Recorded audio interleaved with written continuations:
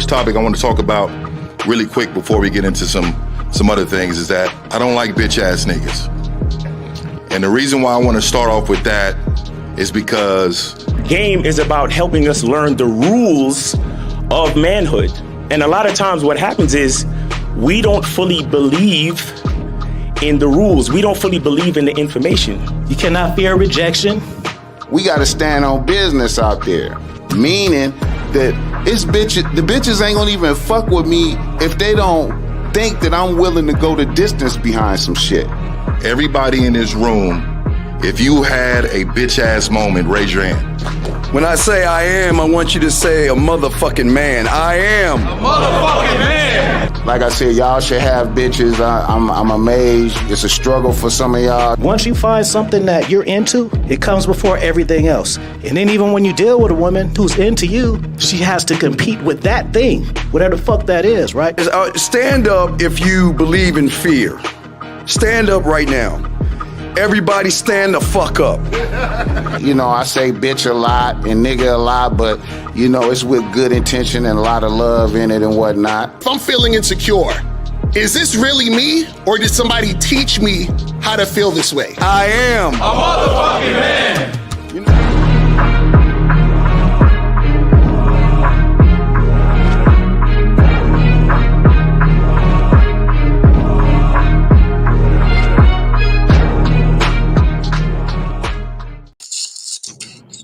Yo, we back at it. We back at it.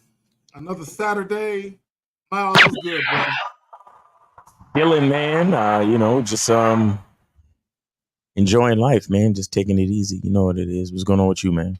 Oh, man. Hey, man, I'm chilling. I'm grateful. I woke up this morning. Facts.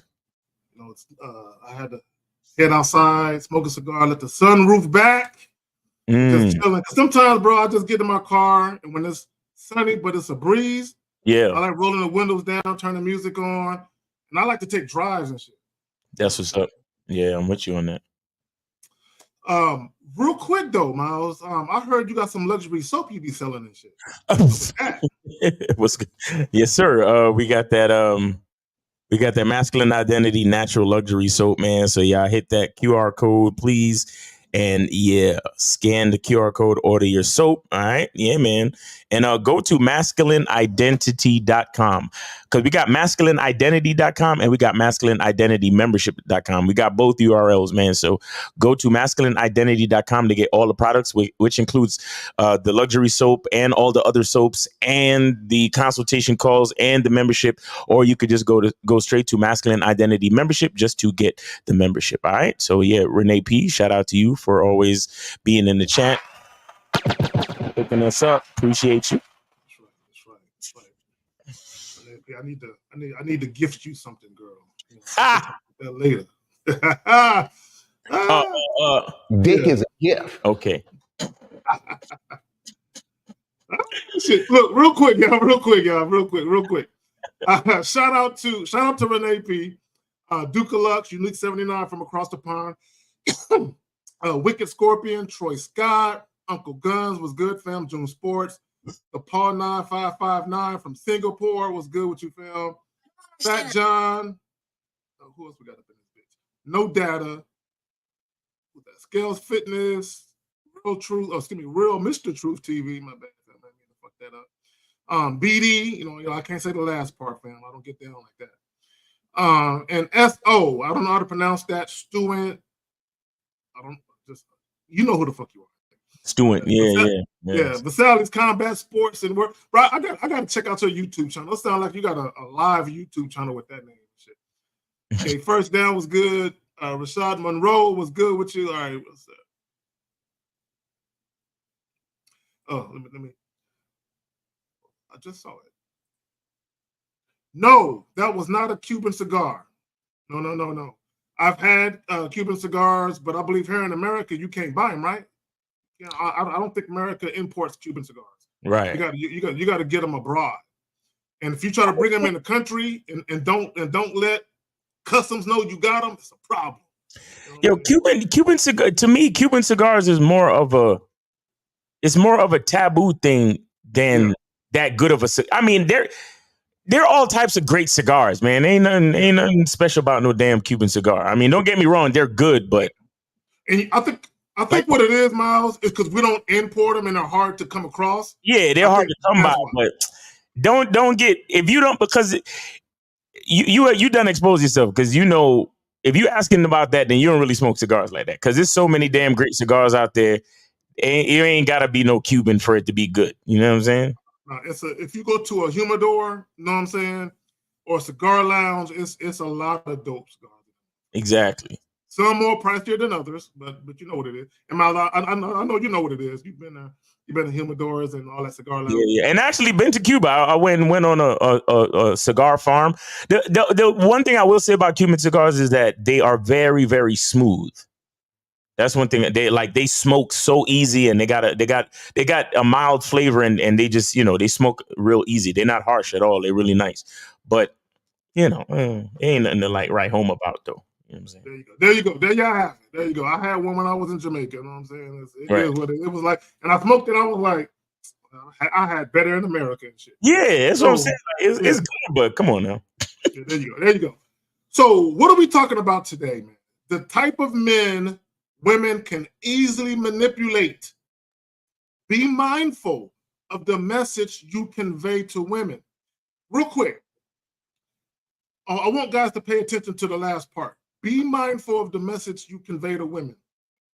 When myself, Steve, and Mr. 1950, when we do the pineapple show, there's two guys, two typical type of guys, or two types of guys that typically come onto the pineapple show. You have guys that just want to smash, but they say shit to the woman that they think she wants to hear. Right. These are the guys that think they getting over. They're trying to manipulate with the love bomb and shit. I'm gonna tell her what she want to hear, and all that type of shit. Then you have the second guy that comes on, where he really likes the broad. Like he wants to win her affection. It's more than just sex. Like right. he infatuated with the broad. So he's the people pleaser type. He's the type that's gonna, hey, maybe I can fly you out and we can go to dinner. He's offering to do shit, right? Mm-hmm. Now the way he's coming at it, he's sincere about it, right? But he's a chump though. So and let me just say this: both guys open themselves up to be used, right? Right. So when I say the type of men women can easily manipulate, be mindful of the message you convey to women. How you come at women, the things you elect to talk about, how you behave, it sends a message to women loud and clear, right, as to who the fuck you are. Now, I would say this, because Miles, I hear guys complain about women rejecting them all the time. Let me tell y'all something. When a woman rejects you outright and she don't want nothing to do with you, count your fucking blessings. Exactly. Y'all need to count y'all blessings for women who reject you outright and don't want nothing to do with you. Because a female's rejection is God's protection. God damn it. And shout out to Joe Blast. Shout out to my man Joe Blast. He said respect to the brothers with the $5 super chat. So shout out to Joe Blast. Oh, you know what? Yeah, let me snatch that up. Yeah. And Miles, I saw the joint. I'm gonna knock that out in just a second. Oh, you good? Okay, all right, good. Yeah. I'm gonna knock it out. Right. Yeah. Appreciate Joe Blast. Now, there's two videos I'm going to show you guys, right? And then let me just say this. I'm going to pass it to Miles. Let me say this. In this YouTube space, guys often complain about women that have no accountability, women that are always using guys.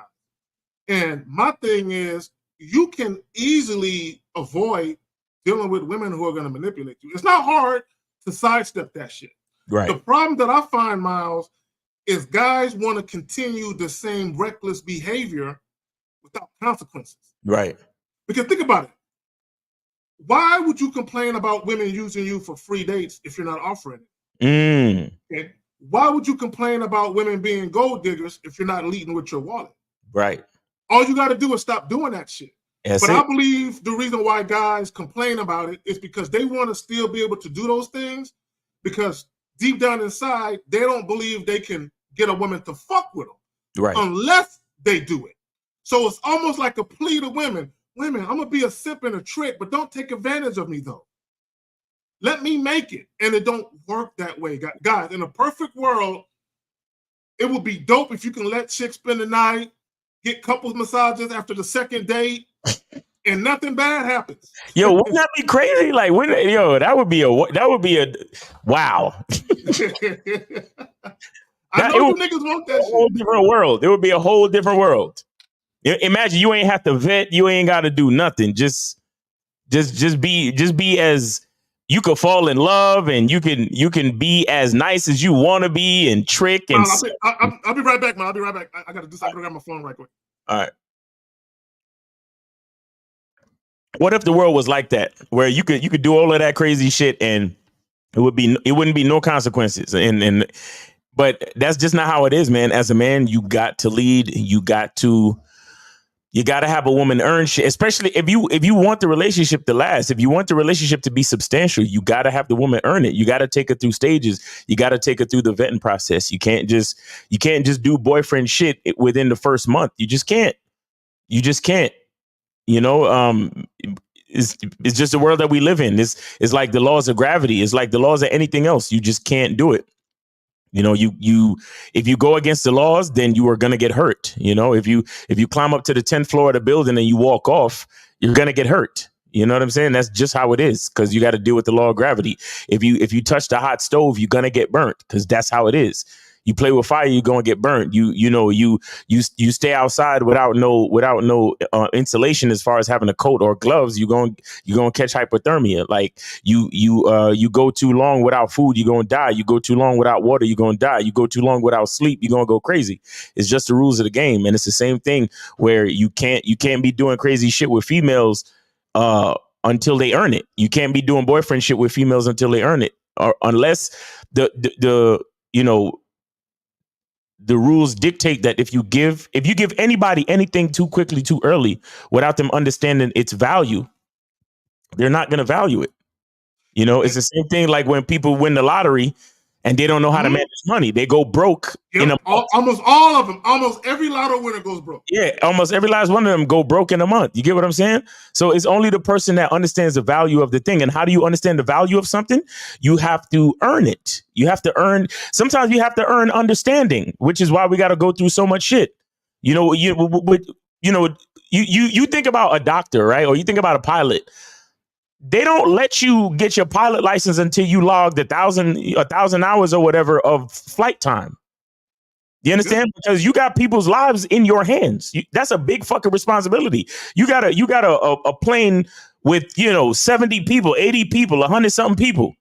You think they're just gonna give you your pilot license after you land one plane successfully? No, you need to log hours. You need to earn the respect that comes with the responsibility. So it's the same thing with a relationship. We can't be out here, like you say, having couples massages after the first date. Like we just can't do it.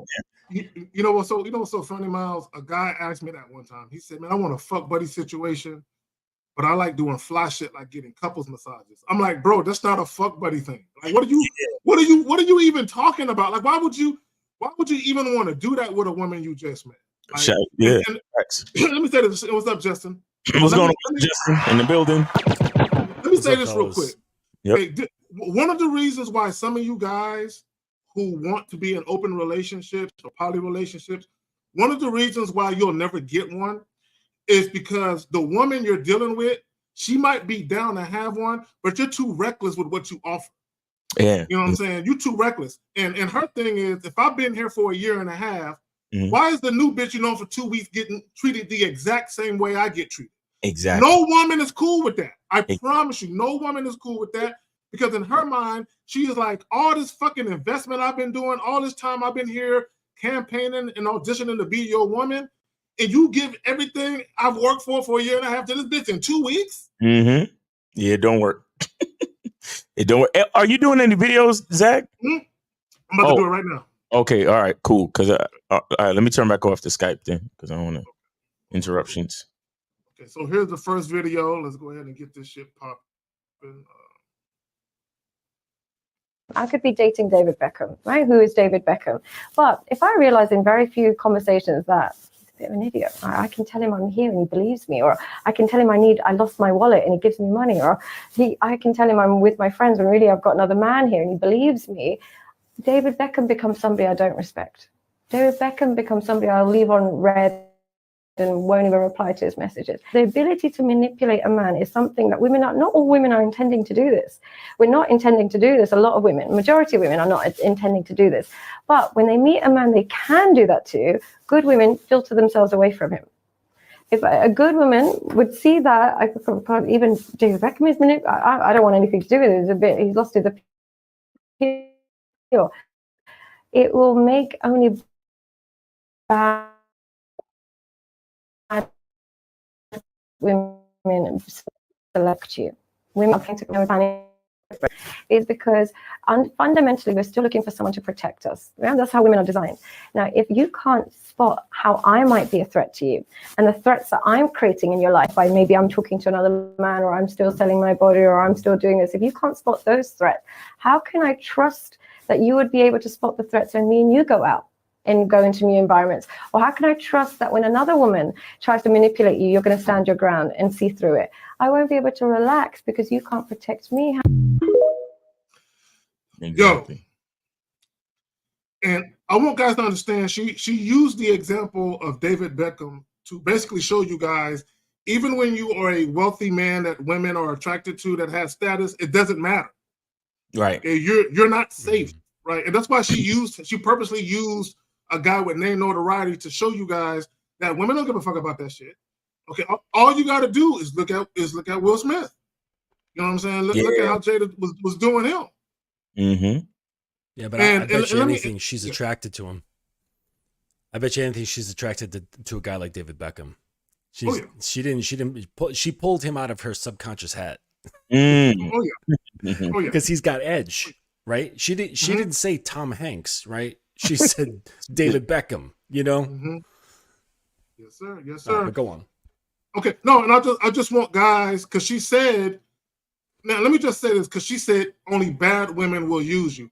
I disagree, okay? And the reason why I disagree is because I believe there are certain women, if they're not attracted to you, they're just not going to deal with you.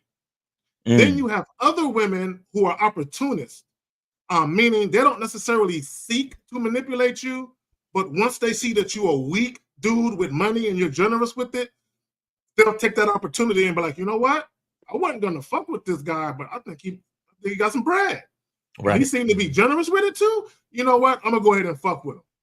So I think some women are opportunistic where they don't necessarily seek. Now, I think there's a small percentage of women that do seek to use men, but I believe overwhelmingly the majority of women, there's a good number of women that don't, and there's women who don't necessarily seek to use men, but if you presented them with an opportunity based on how weak you are, and how flexible you are, I think they will take advantage of you. Mm-hmm. And let me just say this real quick. I agree. And I know you're cool with Fresh Mouth, but I got to bring this up.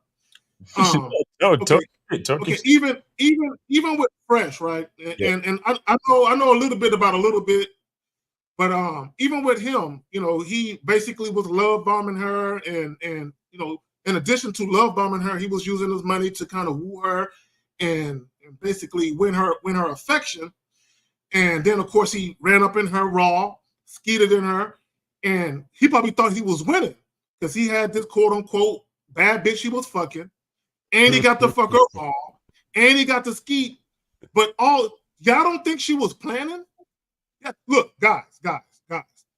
When a woman you barely know allows you to run up in her raw and skeet in her, she got a plan for you. Okay, I promise you, if a woman is allowing you to run up in her raw and you just met her, and she's letting you skeet in her, she has a plan for you. Now, that plan might not necessarily be to get pregnant, but this is what women know. Women know dudes are suckers for wet pussy without no condom on. No, you are. So even if a woman is not going to, take advantage of that and have your baby, she knows when I put this wet on him and I put this tight grip on him, he's going to fall in love with the feeling of it. And this is how to get you after that. Then they call you and they want to have sex 2, 3, 4 times a week. That's a red flag. Let me say that. Any woman who wants to fuck you 3 or 4 times a week and she just met you, that's a red flag. Definitely. And that's a woman who's using sex to get at you, especially if she letting you hit it raw. Y'all got something y'all want to add? Well, it's something I add all the time about how if you don't have control over these sort of impulses, if you are you're hungry for to getting sex with a woman, that automatically puts her in a position of power over you. Automatically, just by before you even meet women, just the conceptual archetype of women has control over you if you have that strong desire. Now, I'm not saying don't have it at all, right? Really, like we're men, but if it's guiding your decision making, right? If it's making you choose certain things and think a certain way and behave a certain way and speak a certain way, think a certain way, based on achieving that, you are a puppet. Exactly. Yep, that's a fact. Yeah. That's why we try to tell guys to schedule shit out, man. You got to schedule shit out. You can't let the woman dictate how many times y'all have sex. You know, and a lot of guys, they'll fall victim to that shit because like, oh, she giving it up. Well, shit, I'll take it every time she offering it. And it's like, nah, that's not how it works, bro. That's not how it works. And this is what we always tell you guys: the game is not about the woman.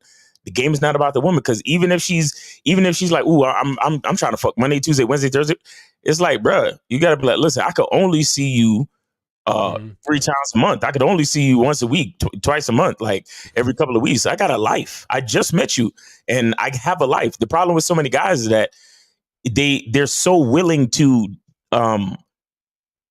bend, and this is what we talk about being flexible. They're so willing to bend and be flexible and start scheduling their life around the woman. And it's like, no, I have my life. I have my schedule. You understand? For example, I got to do this show every Saturday at 1:30. Nothing changes that. You understand? I got to do Real Game No Theory 12 noon on Sunday. Nothing changes that. No pussy, no woman, no nothing is gonna change that. You understand? And this is what, so the guys they are like, oh, Real Game No Theory. Hey, sorry guys, I can't make it because this girl is offering me pussy. So you see what I'm saying? Like it don't make sense. Like, you, as a man, you got to have a life before and after. This is why when guys have a certain level of game, a program, they have an established life and they have knowledge of self. That's why for guys like us, a breakup is not that big of a deal. Like, yeah, you missed a girl and you're disappointed because you're like, damn, I liked her. I wish that could have worked out. But at the same time, it's like, I had a life before, during, and after. So whether or not you stayed in the picture, I still got to go do what the fuck I got to do. So it's like, yeah, on the inside, I'm probably like, damn, that's messed up, man. I wish that could have worked. But at the same time, I got shit to do. I still got a dope ass life to live. You understand? I still got my, I got my membership. I got my content to do. I got money to make. I got, associates and acquaintances to network with, to accomplish the things that I'm trying to accomplish with this life. So it's just sad when dudes kind of like, they meet a woman and just because she's, showing them a good time, they want to just kind of throw everything else away. SSGJ says, you never let lust control you. Exactly. You cannot let it control you. You have to control it and control yourself. This is why we talk about the vetting process. This is why we talk about having patience and discipline and all that type of stuff when dealing with women. Yep. And the show that Lucari and I just did, the rules. Yep. It's all of that stuff comes in the forefront, right, of pussy. And you're talking about doing the show. I mean, you can still do your show and your lady can be just under the table. Just saying. Real shit. No, real shit. That's a fact. Yeah, you can multitask. That's a fact. It's funny, Justin, you said the joint you and L did about having rules. One of the things I always say is guys don't have no dating rules. And the reason why guys don't have no dating rules is because depending on how gorgeous the woman is, they're flexible to everything. Mm-hmm. I have a client, and I hope you're watching this. He was telling me how he missed work 2 days in a row just to fuck a chick that he never had sex with, mind you, that he was trying to fuck. So you're up here missing. When he told me he missed, work 2 days in a row, I'm like, what are you doing? And guys, when you do that and women know that you're doing that, they already know you a chump. They already know you have no standards. You have no discipline, right? You're not a principled man. because you are allowing her presence, you are allowing her beauty, you are allowing your attraction to her interfere with your obligations and your responsibilities. You can't have that. You cannot. Okay, you can't have that. And I got another client, and I hope you're watching this. I remember he told me, and I did a video about this, how he was dealing with this young lady. He was out on an impromptu date with her, and he had told her, you know what, I got things I got to do. You know, I can't be kicking it with you all night. It's time for me to go ahead and head up out of here. And an hour later, he's still fucking with her, and she called him out on it. I thought you had shit you had to do. You still here. And what that means is she's paying attention to everything, and she knows you're so attracted to me, and you're hoping you can fuck by the end of the night. That's why you're still here. Yep. Women are not dumb. Go ahead, Mouse. Yeah, and this is what the lady in the video was talking about. She's like, yo, if I can manipulate you, or if I see that you're so easily manipulated, and shout out to Jay Roman in the building. What's going on with you? What's up, Jay? If she sees that you can be so easily manipulated, it makes her uneasy. You understand? It makes her uneasy. And the thing too is that we have to realize that there are women out there where if they understand your program and they understand, are you done with videos? Is that turn on the Skype? No, I'm not done with videos. All right, cool. Yeah, and shout out to Darren. He's with the 20-pound super chat. He says, guys, keep doing your thing. It's so important to learn game and continue to learn and evolve regardless of our experience. People need to understand this. Facts. Yeah, I'm just saying, like, real quick, Miles, before you continue, the video that we just saw, we done with it? Yeah, I'm good. Well, I'm about to finish up my last point on that right now. I got a point about that video too. Yeah, get through Mouse. Yeah, so I'll just say that it is, a lot of guys don't understand that if they have a program, right, and a woman understands that you do things, if a woman can understand how you do things and you're consistent, you can have a situation where that consistency is what is going to have a woman trust you when it comes to you dealing with multiple women. And that's the part that a lot of guys don't understand, because check this out. If that woman knows what she had to go through to get into the position that she's in as far as being your woman, right? And she knows that you are a consistent man that's about his business. If she sees you looking at other chicks on Instagram, or if she sees you eyeing some chick on the street, or if y'all out at the mall somewhere and some girl walks past and you just happen to glance, she's not going to be as jealous as the average woman with the average man.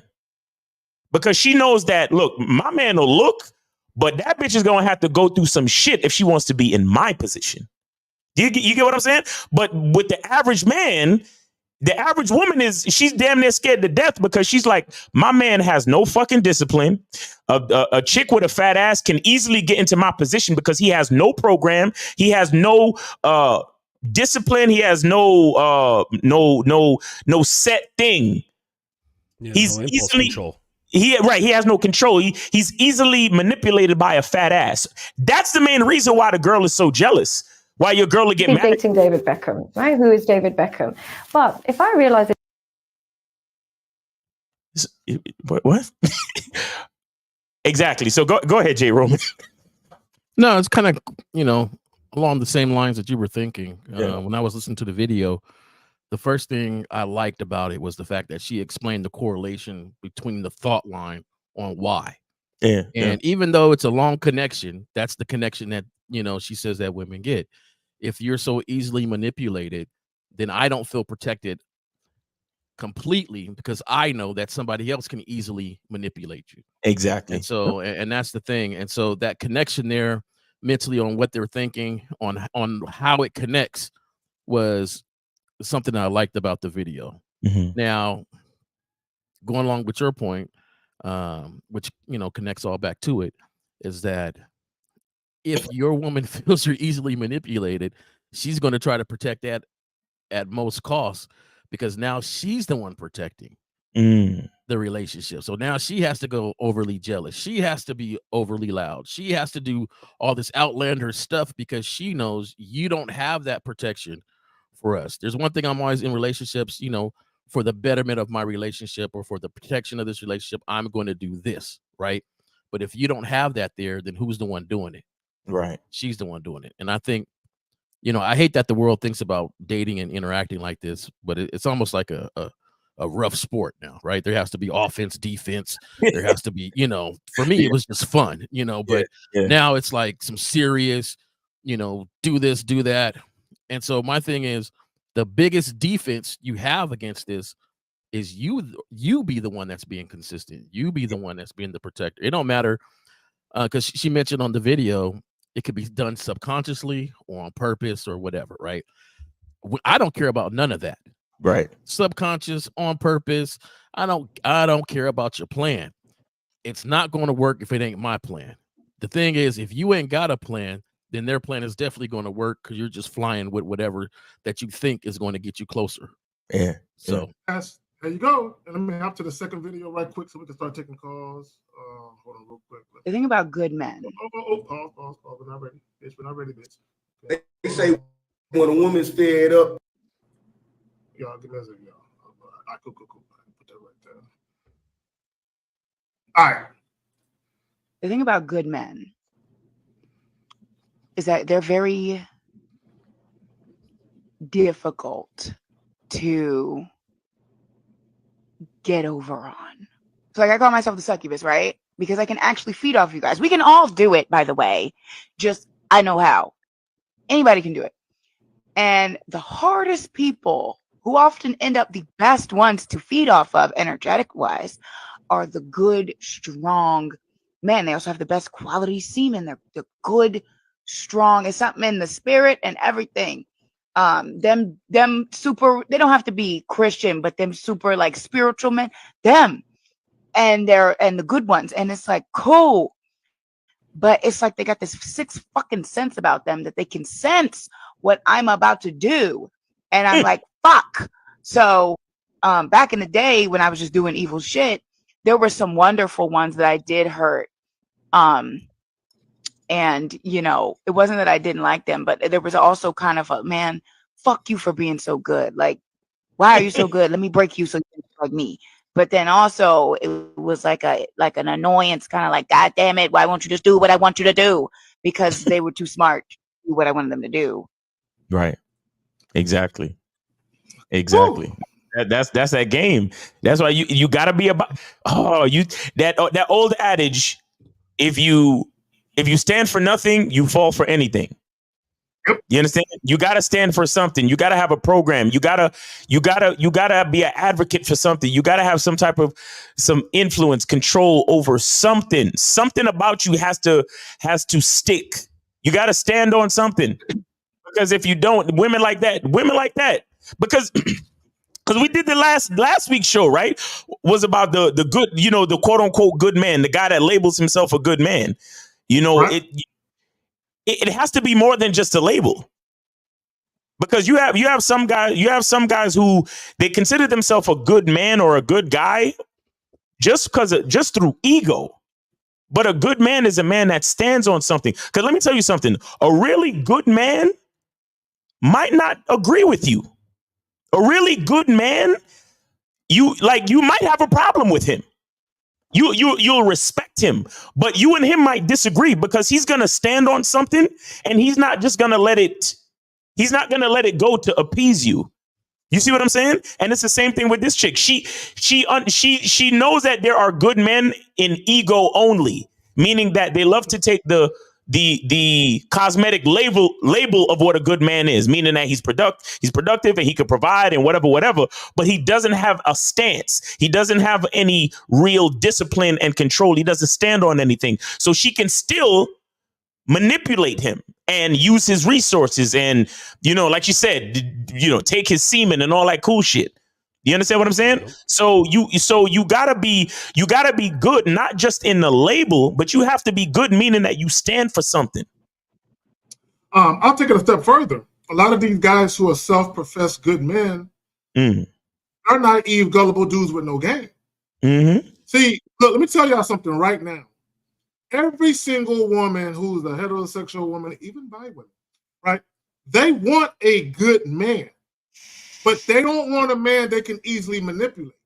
Right. They want a man who's a good leader, who's a dominant, assertive, masculine man who knows how to be straight up with them. Women want that, right? But once women get a notion that you're naive and you're gullible and you can easily have the wool pull over your eyes, like the other lady in the other clip, you lose your appeal. So a lot of times, you guys, when you're dealing with women and everything seems cool and a woman seems super attracted to you and all of this, after a while, when she realizes you a chump, you lose your luster, you lose your appeal. And she said succubus. What is a succubus? Or succubus, however you say it. An imaginary demon assuming female form and formerly held to have sexual intercourse with men in their sleep. Succubus will drain or harm the man with whom she is having intercourse. Right. And there's another definition where they said that a succubus needs semen. Shout out to Fresh for giving that woman some semen.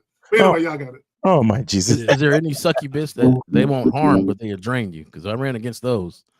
They didn't harm me. Is there a different name for that? No, I think it just draining is harm. Oh, okay. But okay. So I did a video on like a couple years ago about succubi, and it's the most watched video I have, which shows to me that there is a lot of superstitious people out there.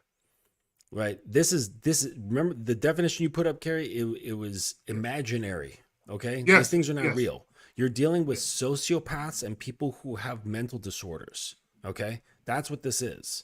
You're people who use other people for their own means. Right. Yep. And they're very aware of it, and they use skillful tactics in order to get the things that they want, right? This is a sociopath. This isn't some demon from another dimension, okay? So, leave the fairy tales out of it and just deal with it as it is. Yes. Because before you know it, instead of solving the problem, you're going to be going to some witch doctor to, burn some bones in a cup and, sprinkle some like fish tank water on it. And that's going to cure it. It's like, no, you have to actually deal with this as a man, not with magic. Okay? Right. You know what's unique about that video to me was she used the term good guy, and she used it almost as it was her main adversary, right? She used it in a way that society doesn't use it now, right? Normally you think of this good guys last, simping. But she said, no, these were the guys that, her hardest adversary because they weren't for it. They wouldn't allow her to do what she wanted to do. And I think that's pretty unique on the way she used that term compared to now, how a lot of the good guys who claim they're good guys, who really is just, they would be caught in this succubus sort of world. You know what I'm saying? They would get caught in that because they're trying to appease and try to impress and do all this other stuff, but that's not exactly how she seen it. She said a good guy wasn't falling for it. Exactly. Like, a good guy stopped me at the pass, made her work. You know what it is? Jay Roman? What it boils down to, and to Justin's point, if you can be easily manipulated by a woman's beauty and sex, they got you.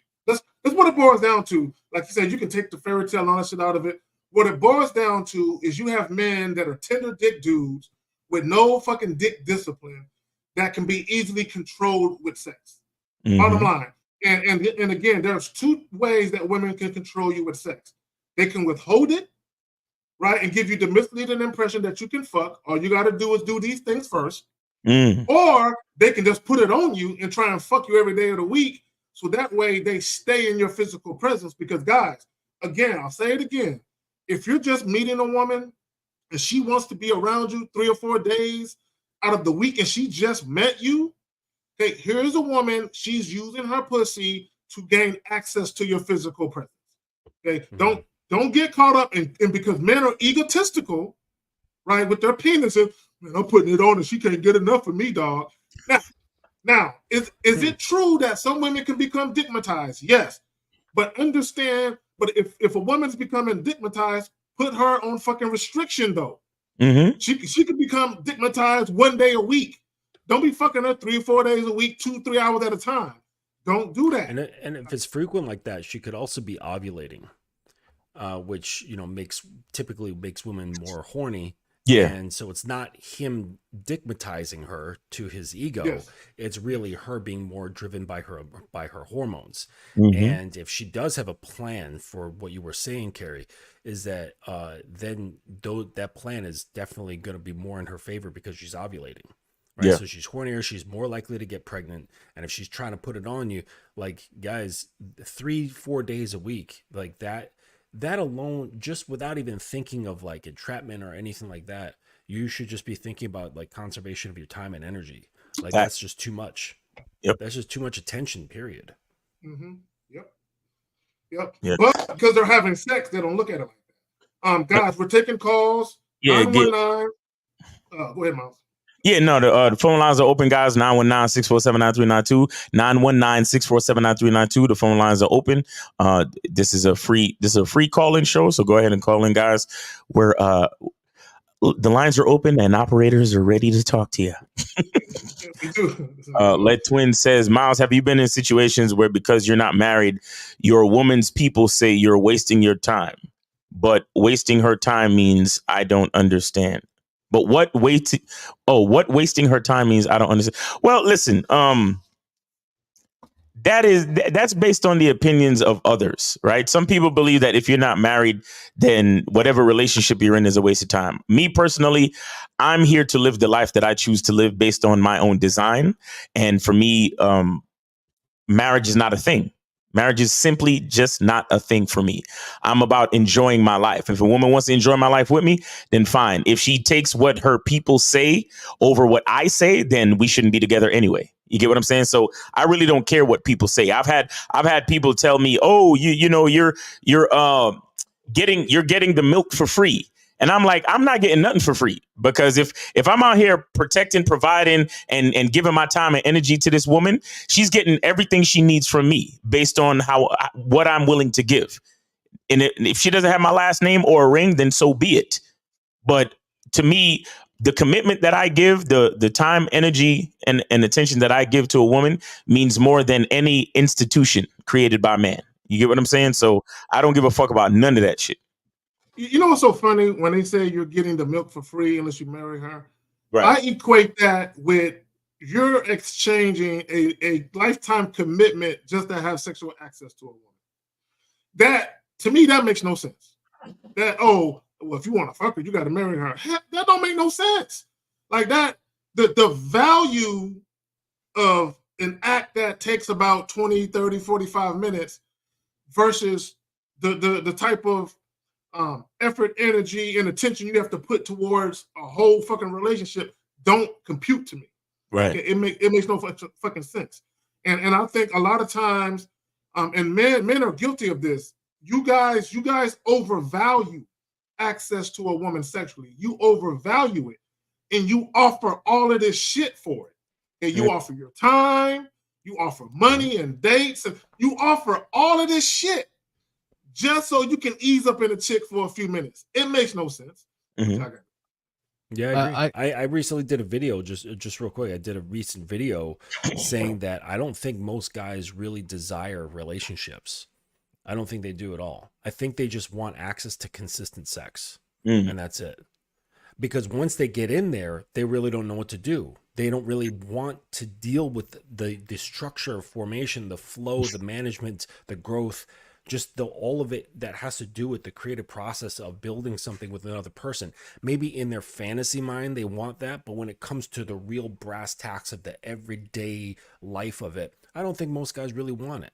They say they do, but they just want the emotional validation and they want the access to sex. Mm-hmm. That's really it, I think. That makes sense.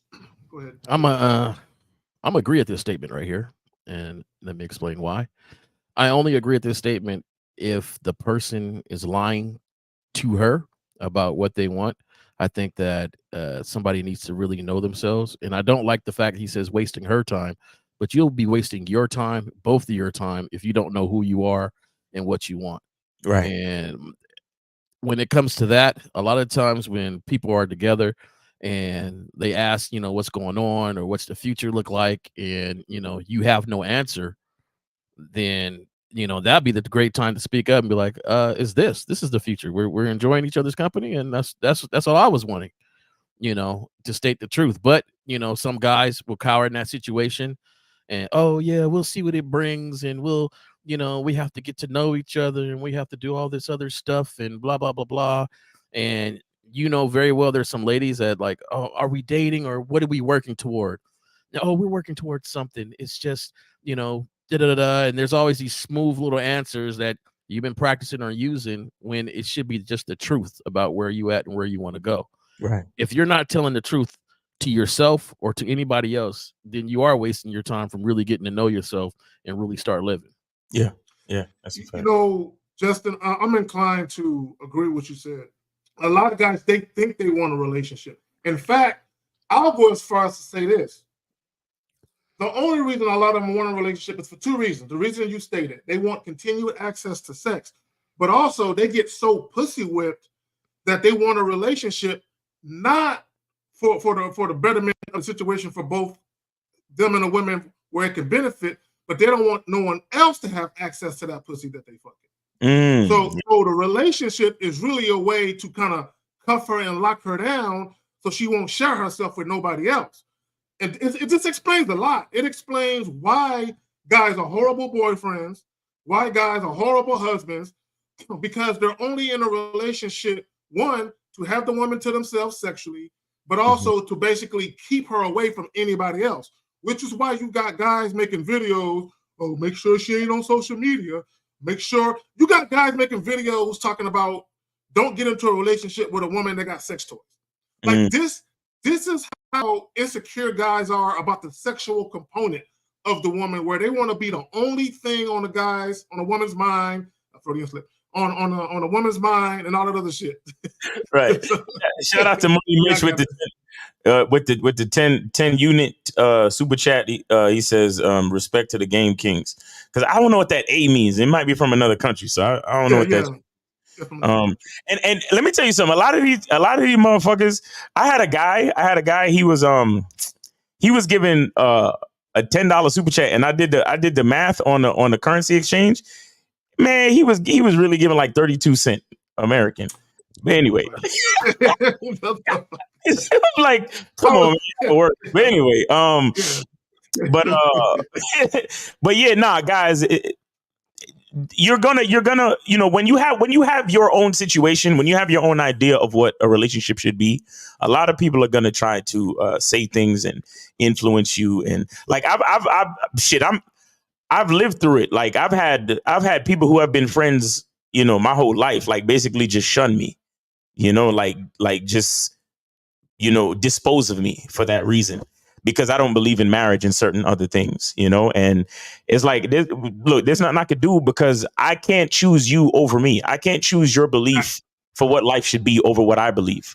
You know, I can't walk down the aisle. And you know what the crazy part is? I for a period in my photography career, I was a wedding photographer. So I've seen so many weddings, and I know how beautiful it is for some people. Do you understand? I feel the love and the importance and the milestone. And I recognize that they believe that it's good for them. I do recognize it. You understand? So I can see what it means to other people. But I know for a fact that if I did that shit, it would be a fucking farce. I would be lying to myself. You know, I see some of these fucking husbands, their wife break the corner to walk down the aisle. These motherfuckers start crying, bawling. And I'm taking pictures of them too, like snap, snap, snap, because they're going to want to see this or in the wedding album. But in my mind, I'm like, this bitch ass. Yeah, I'm like, yo. I've been married twice, and I was never emotional. Like it was like, to me, I was wishing this shit was over with. Like man, let's get this shit over with. You know what I'm saying? Because for me, the ceremony is all for the woman. It's all for her, so she can get all the validation. Because that's validation overload for a woman. The days of the woman, marriage, a baby shower, and some other shit. You know what I'm saying? Quinceañera, Sweet 16, all that other shit that women. That's like validation overload. They can get high for a couple of hours, right? Right. For me, the only thing I like about a wedding is I get to wear a fly-ass tuxedo. That's about it. That's about it. Right. After that, it's like whatever. You know what I'm saying? So, but go ahead, Phil. And Joe Blast, he says, so question for my own clarity. So he says, you brothers don't believe in an actual succubus. I think that's mostly directed at Mr. Justin. No, it's a fanciful, imaginary caricature. Right. Okay. Yeah. Okay. See, I don't believe any mythical stuff. I mean, if you listen, if you can verify the existence of something metaphysical or what am I talking about? Supernatural without the use of a religion. So it has to be objective that all people can use. Okay. Not just religion, then I'm all ears for it. Right. But that's been trying to be done for centuries and no one's come up with anything useful. So there it is. Well, are we gonna call?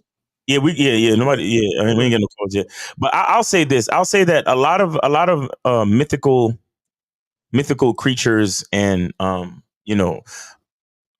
most stories in the Bible or even like Greek mythologies have been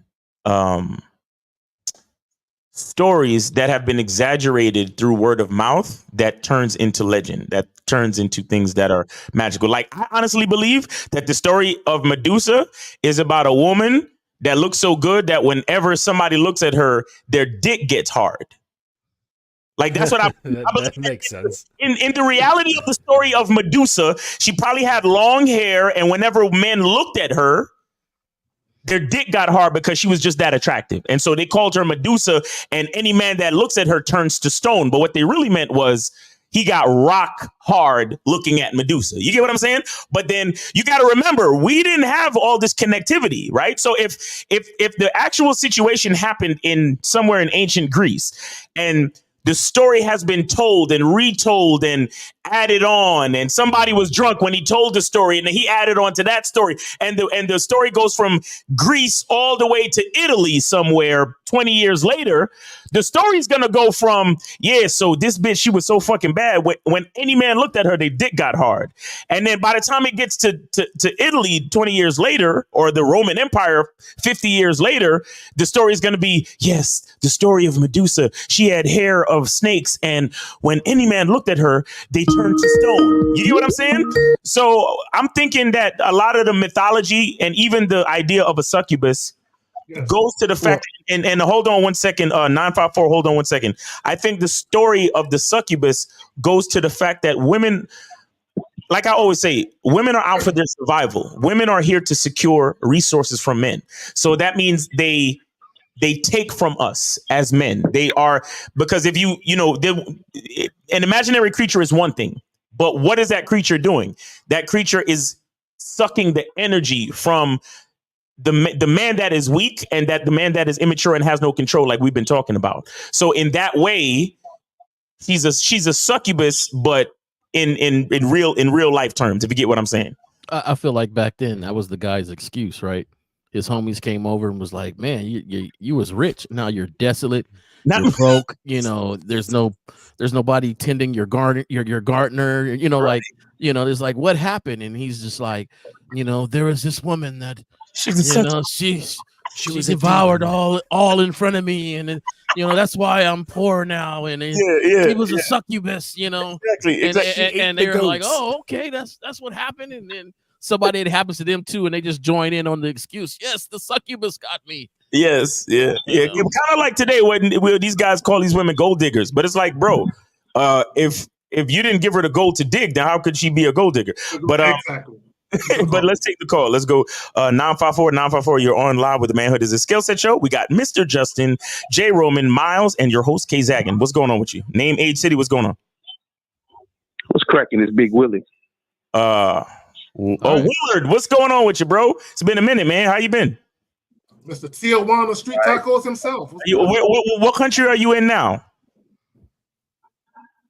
No, man, passport bros done fucked the game up, man. I'm American now, man. Oh, you gave up and came back to America? So Willard, are you representing the soft guy era now? You know how y'all be changing teams and shit. No, man. That's some bullshit right there. But Okay. I wanted to get at Zag right quick for some shit he said the other day. Just remind us of your age real quick. 30. 30. All right, go ahead, brother. All right. Zag was saying that if a guy asks a woman, so what are you looking for? He's trying to be a chameleon and, you know what I'm saying, backdoor his way into the pussy. I have to disagree on that. Okay, How's that been working for you? Cool. So what? So if you ask a woman what is she looking for, what is your reasoning for that? I'm trying to see if she's trying to. I'm trying to see if we are compatible / if she's just trying to waste a motherfucker's time. Okay, really now? So you know, I'll say at least 4 out of 10. Okay, go ahead. No, you know, one way to do that is just provide the woman with instructions, direct her where you want the interaction to go, and see if she follows you. That's all you got to do. That's all you got to do. Because my thing is okay. So let's go with what you're saying. So if guys are out here asking women, what do you want? What are you into? What are your hobbies? To me, how I take that is, 1, you don't know how to talk to women. That's 1. 2, you're looking for an easy way to get at her, okay, without actually leading the interaction where you want it to go. It's almost like you're tempering your words and you're tiptoeing around what you really want to say because you don't want to run her off. If a guy is asking a woman what she likes to do for fun, then I agree with you, because as you said, he's trying to acquiesce to what she likes and he's trying to provide that. I agree with you on that. Give me an example then of what you of this, what you're talking about. Give me an example. Okay. From this is my personal experiences. I'll say at least 4 out of 10 women, when I ask them what they're looking for, they'll say friends. So I'm like, all right, I'm not going for that bullshit. I'm like, what do you mean by friends? What? They're like, oh, wait. Okay, so why would you not go for that and then disagree with what Zag is saying?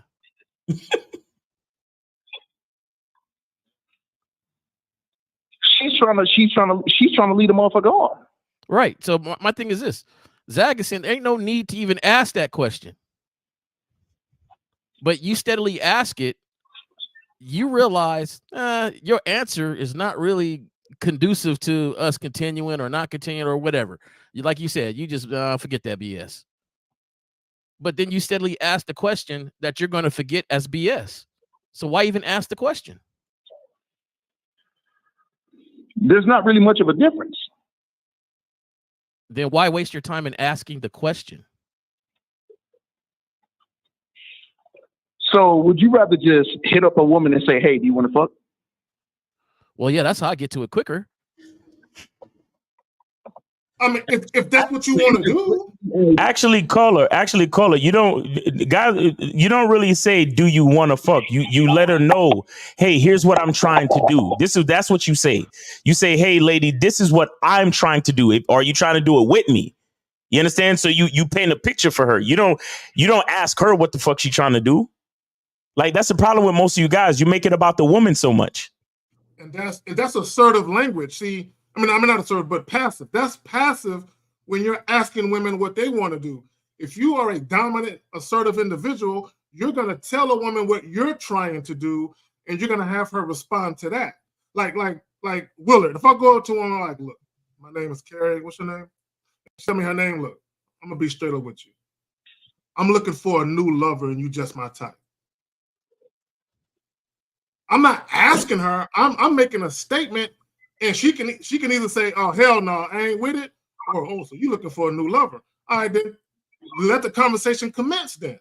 But either way, I'm gonna have her respond to me instead of me asking her a bunch of fucking questions you can care less about. I just don't understand why you guys continue to do something. You get the results that's not like. Don't we learn from everything that we do? Nah, Willard, how is it working for you? Like, if you have these BS conversations that you feel are BS, then why continue to have those conversations? Why not say what you want, state what's going on, and move on from there? All right, let me address that. It works for me because now I get rid of all the time wasters. By wasting time, you get rid of time wasters. Okay. what Zach does and what I do, I mean, it's pretty similar.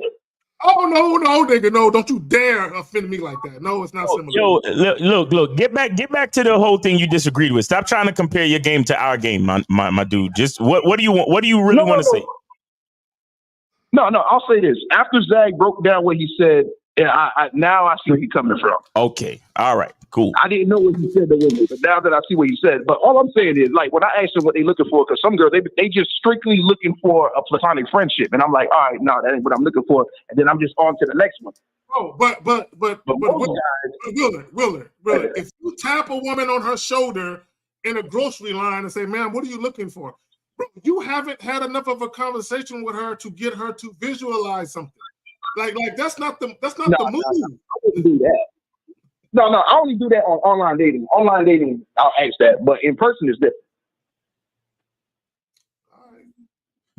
All right, Willard, we appreciate you. Got any other questions before we let you go? No, man, you know what I'm saying? I mean, I'm just glad that Zach clarified and cleared the airwaves, but to anybody listening, I'm glad you made it out of the hard mean streets of Tijuana and you're back here, bro. Well, why you always bring up Tijuana, man? Because on this show, man, I remember I was new to Zach's show. You was on here loud and proclaiming that this was it. Hey, this you know, it. This is what it needs to be done. Right. You know, to the 10th degree. And that's why I always ask, how is it working for you? I want guys to see this. The PUAs, they came and went. The MGTOWs, they came and went. The incels stayed in the house. The passport bros, it got real popular. Now it ain't shit. But we've been talking about game since day fucking one till today, and it ain't going nowhere. This is why the rest of y'all motherfuckers fall. Y'all fall so hard because you try to grasp onto some new wave or trend, and you don't realize that all you're fucking doing is lying to yourself. But a lot of people tried game and they got tired and frustrated. That's why they started jumping on. No. They tried playing games, but women aren't stupid. Look, let me tell you, guys got to remember, women heard it all before. Whatever you think you can say, all the slick shit you think you can do, women seen it, heard it. Their friends seen it, heard it. Go ahead. What message do you think you give her when you ask kind of pointless questions? When you ask like these questions that it don't matter the answer to, you guys are still just sitting in the bar drinking. No. I just told you. I say that I ask that question online. In person is different. Okay, online, in person. What does these questions like?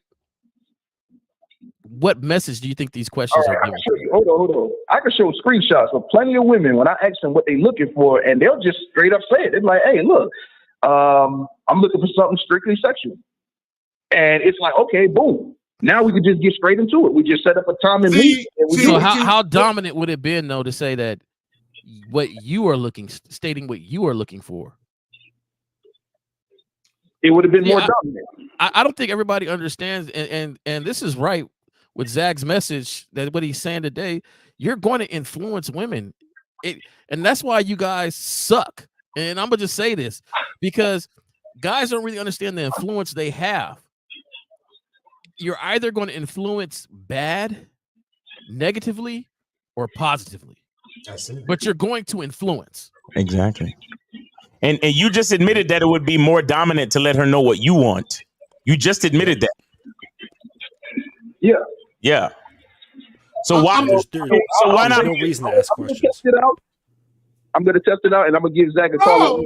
Bro, y'all killing me with that shit, bro. I'm trying to figure out in what world do we live in that men don't want to be dominant individuals. I don't know what the fuck is going on. Like test it out, like which is better. Okay. Oh, Zane, I can address that. What? I've gotten a whole lot of negative pushback and from being too straightforward and too bold. So did you lose? I mean, we live in a soft world now where you have to some degree cater to a woman's feelings and what. No, you don't. No, you don't. No, you don't. No. Bro, There's the Facebook Only if group. you're trying to get something from them. Exactly, bro. You don't gotta cater, bro. There's the Facebook group where I made a comment, and all the women came for me, dog. And I'm laughing at them chicks. I stood my ground, but like whatever.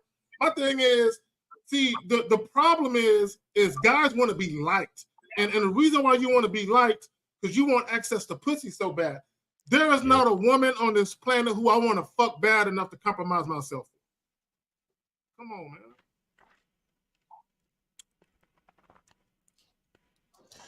All right, Willard. We appreciate you, bro. We appreciate you for being flexible and bending your personality.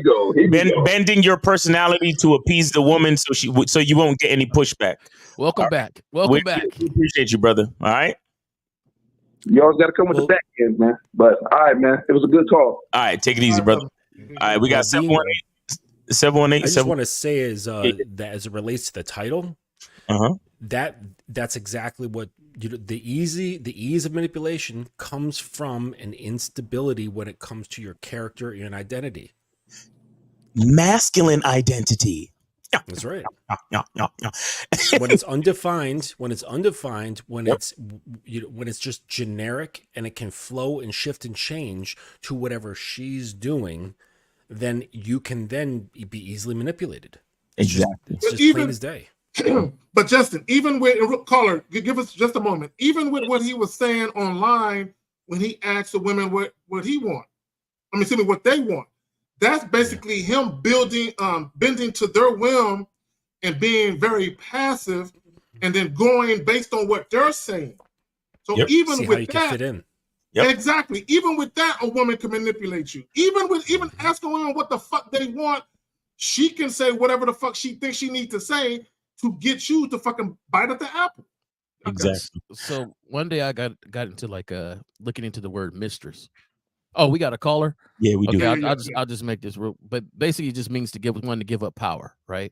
And that's how I see these dudes. They becoming mistresses, right? Because it's just simple because they just give up their power, right? Yes. to the mistress. That's what and they automatically do it. They just give it up. They just, I know you see me as a powerful being, but from the first get-go, I'm going to let you know I'm not. I want to know what you're thinking. Right. Tell me now how I can be more alike for you.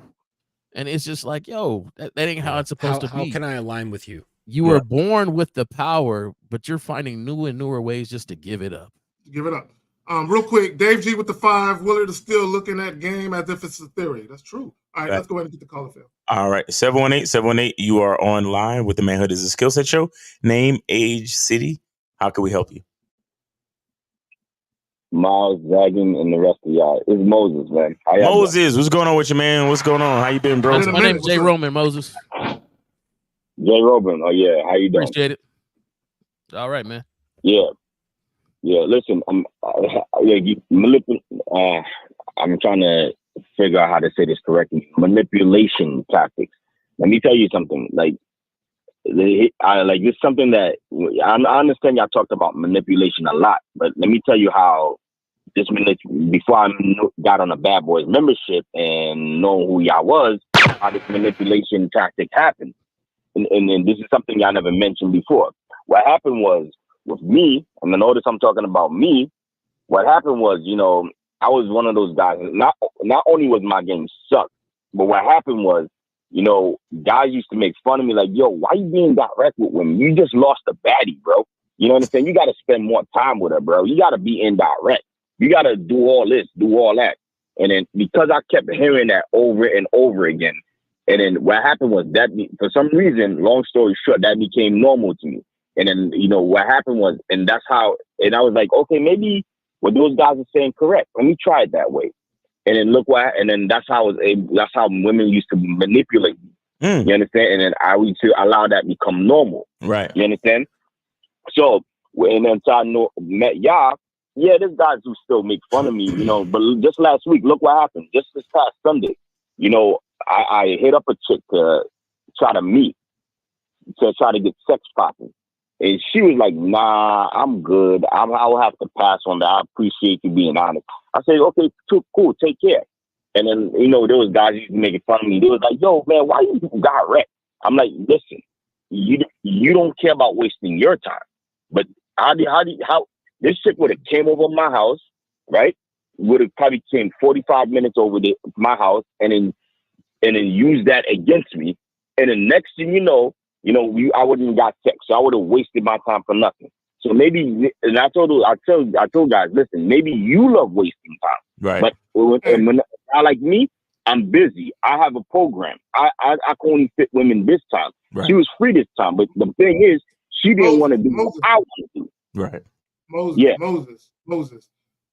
This is just me, fam. I gotta say this. Number one, ain't no man alive to make fun of me. You know what I'm saying? That's one. I don't give a fuck about no one's opinion bad enough for me to even look at it like that. Right. Second thing is, stop explaining yourself to losers. Mm. You know what I'm saying? Now, if people are confused and they need some clarity on something, like even with women, never explain yourself to women either. If they're confused and need some clarity, provide it. But get out of the habit of explaining yourself, because even explaining yourself is a passive tendency. Check it. Nah, that's real talk. That's facts. But definitely. Yeah, Moses, man. Moses, how recently was this where your quote unquote boys was making fun of you for being direct? I mean, that was when I used to get on. That was when I was a beta at that time. And how long ago, Moses? How long ago? Please recently give me was this past Sunday. So this past Sunday, your boys is still. How old are your people? How old are you and your people? How old are y'all again?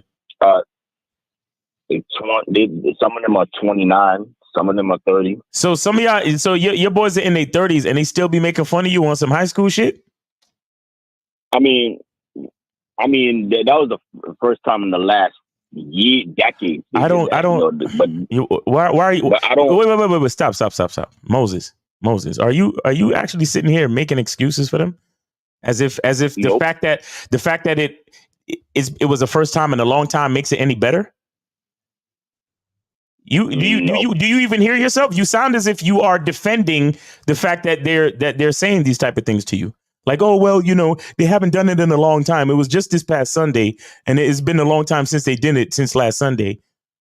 So what, the fact that it's few and far in between makes it better? Is that what you're saying?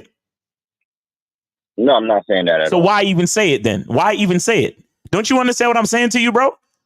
You and your partners are 30 years old, and y'all still shitting on each other for striking out with a bitch, as if her saying no means anything. For value. What are you, Moses? What are you still doing hanging out with these type of losers, bro? No, I wasn't hanging out with them. I was at the spot, and they happened to be there. You just said you went out with them to fuck with chicks. That's what you just said. No, I meant to say they happened to be at the spot that I go to. So why do you go to that spot? You in New York. There's a million fucking spots in New York. You gotta go to that one? No, this is a different spot I went to. Moses, it's been too long. You've been on the Bad Boy membership for too fucking long. You and your peoples is 30 fucking years old, bro. And y'all still sounding like weak motherfuckers in high school. What are we talking about? No, I don't hang out with them. You know what I'm saying? Moses, man. This is Jay Roman. This is one of the others. Okay, there's Justin and Jay Roman, along with Miles and Kay Zagan. Okay, so I'm gonna tell you like this, man. It's one of the rest. I got a big group of fellas that we've been hanging out since high school, some junior high, and we got a lot of inside jokes, and we rag on each other all the time, right? But at some point, you got to bring a maturity. Now, we're all grown now. So the maturity level of the group has grown. And we still talk about each other, but, none of us care. So it ain't like it's going to make a show. I'm not going to call nobody on a Saturday talking about they made fun of me, right? Because I don't care. No. So my thing is this. It's like you got some homies that you kick it around with, for a long time. So be it. Those your boys. Those your cats. Like, hey, you ain't got to defend them, but you ain't got to put them down either. They just who they are. The thing is, you'll be surprised in the group when somebody brings a new level of maturity from something they learned, right? So at some point, we all started owning homes, and then people was like, "Hey, did you know you need to drain your water heater every year so it lasts longer, you know, and this is how you do it." And now next to the twerking video, we get a water heater video, right? That's being sent or something. And next to that, we get a financial video that's getting sent. And then we get a story about news and politics, and it's changed. Yeah.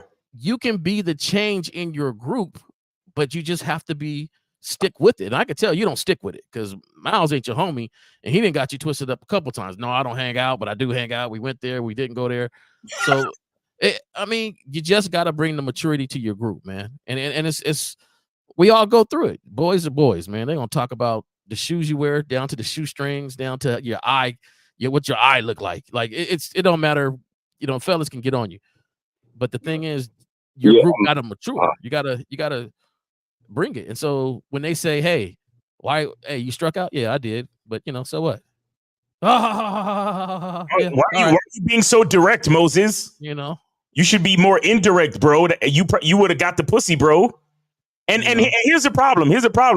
And you know, shout out to what J. Roman just said, because it's not exactly the fact that the guys that you hang around with make fun of you. It's the fact that it's still affecting you to the point that you would call in and repeat it to us.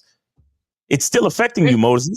And so you would use the words make fun of me. Like who does that? Yeah, like it's still affecting you, Moses. So that is the proof that you are not actually on your square just yet, homie.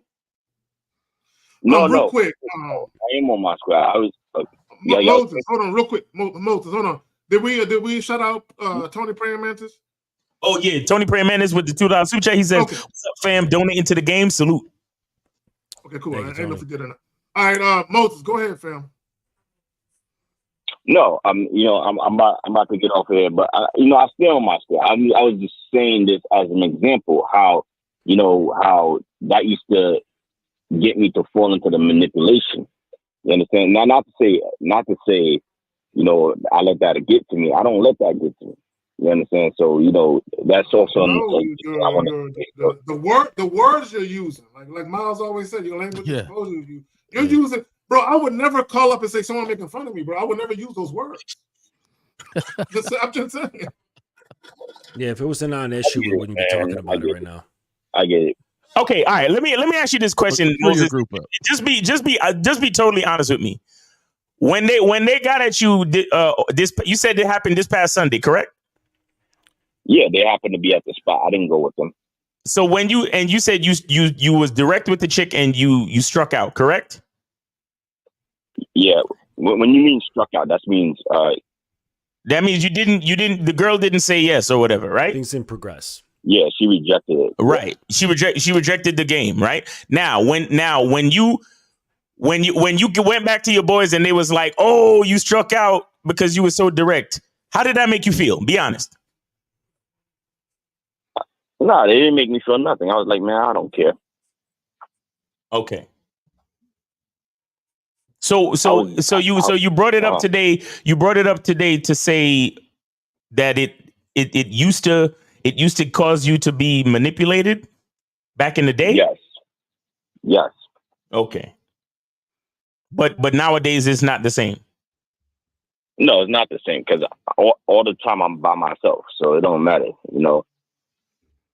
Okay.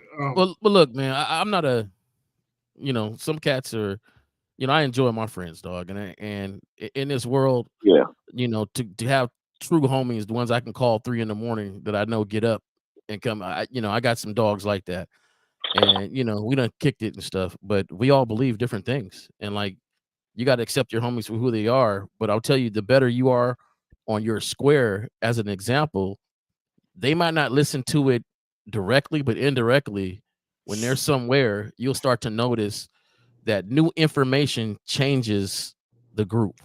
New styles, stuff changes the group.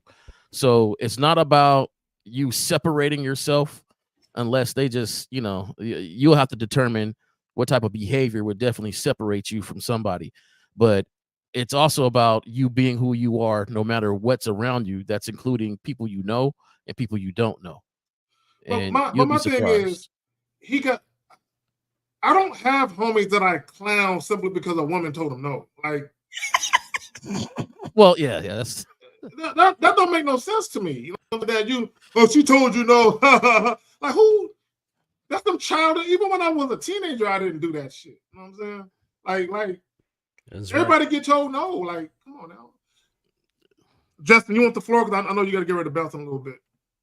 Oh yeah, like I mean, we covered it all like with this call. Appreciate you calling in, Moses, but I do need to get going. All right. So I just wanted to wish you guys a fantastic afternoon. Enjoy your weekend. Chat. Thank you for coming through. Appreciate you guys. And if you want to check me out, go to the dominanceacademy.com. All right.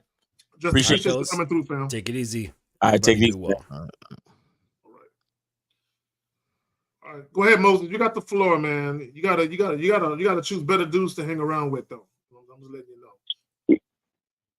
Yeah, I always go out by myself. You know, I was just saying, you know, I just happened because they just happened to be there. So you know, that I was just saying that as an example how I used to feel back then. You understand? But this is then, you know. So, I realize when you are direct, women can't manipulate you. Right. And waste your time because I remember I did a YouTube video talking about manipulation, how women will buy you things just so she could get back more from you. That's well, again, and I think Lucario talked about it a few days ago. Here's the thing, right? Women will use sex, and they'll use, you know, sometimes they'll buy you shit right away. You know what I'm saying? The bottom line is this: if you dictate the pace and flow of everything, you can spot all of that shit. Right? But when you're too influenced by what the woman is doing, then you can easily get sucked up into that bullshit. And being direct does work 100% of the time. Because what you're going to do is, the moment you're direct, you're going to get the woman to reveal how she views you. She either going to fuck with you or she not. You know what I'm saying? It's when you're indirect and you're passive that you give that gray area for a woman who has designs to manipulate you for her to operate. You know what I'm saying? So come on, man. That's why, guys. Hey, man, you can't be direct with every woman because some women are different. Man, I don't give a fuck about her being different. And let me just say this about that. The mere fact that guys will say you got to be different because women are different, that speaks volumes of why masculinity has been watered down to the degree it has been watered down to, because there's no consistency in manhood. Okay? So what women are different? You stay the same. You stay the same. How in the fuck are you going to be a consistent, reliable, dependable leader when you're flexible to the bitch? Right. Y'all got it. Exactly. Yeah, and another thing is, you know, I like there's times when I watch exactly when you do the Pineapple Show with Steve the Dean in 1950. I think the girl's name is Melly, correct? Who's the host of the show, correct? Yeah.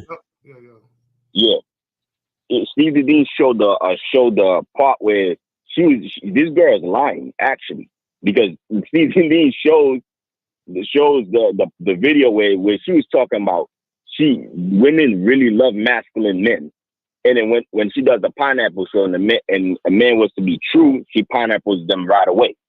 You know, so that shows that, you know, women don't lie, women don't tell the truth. You know, you just only way.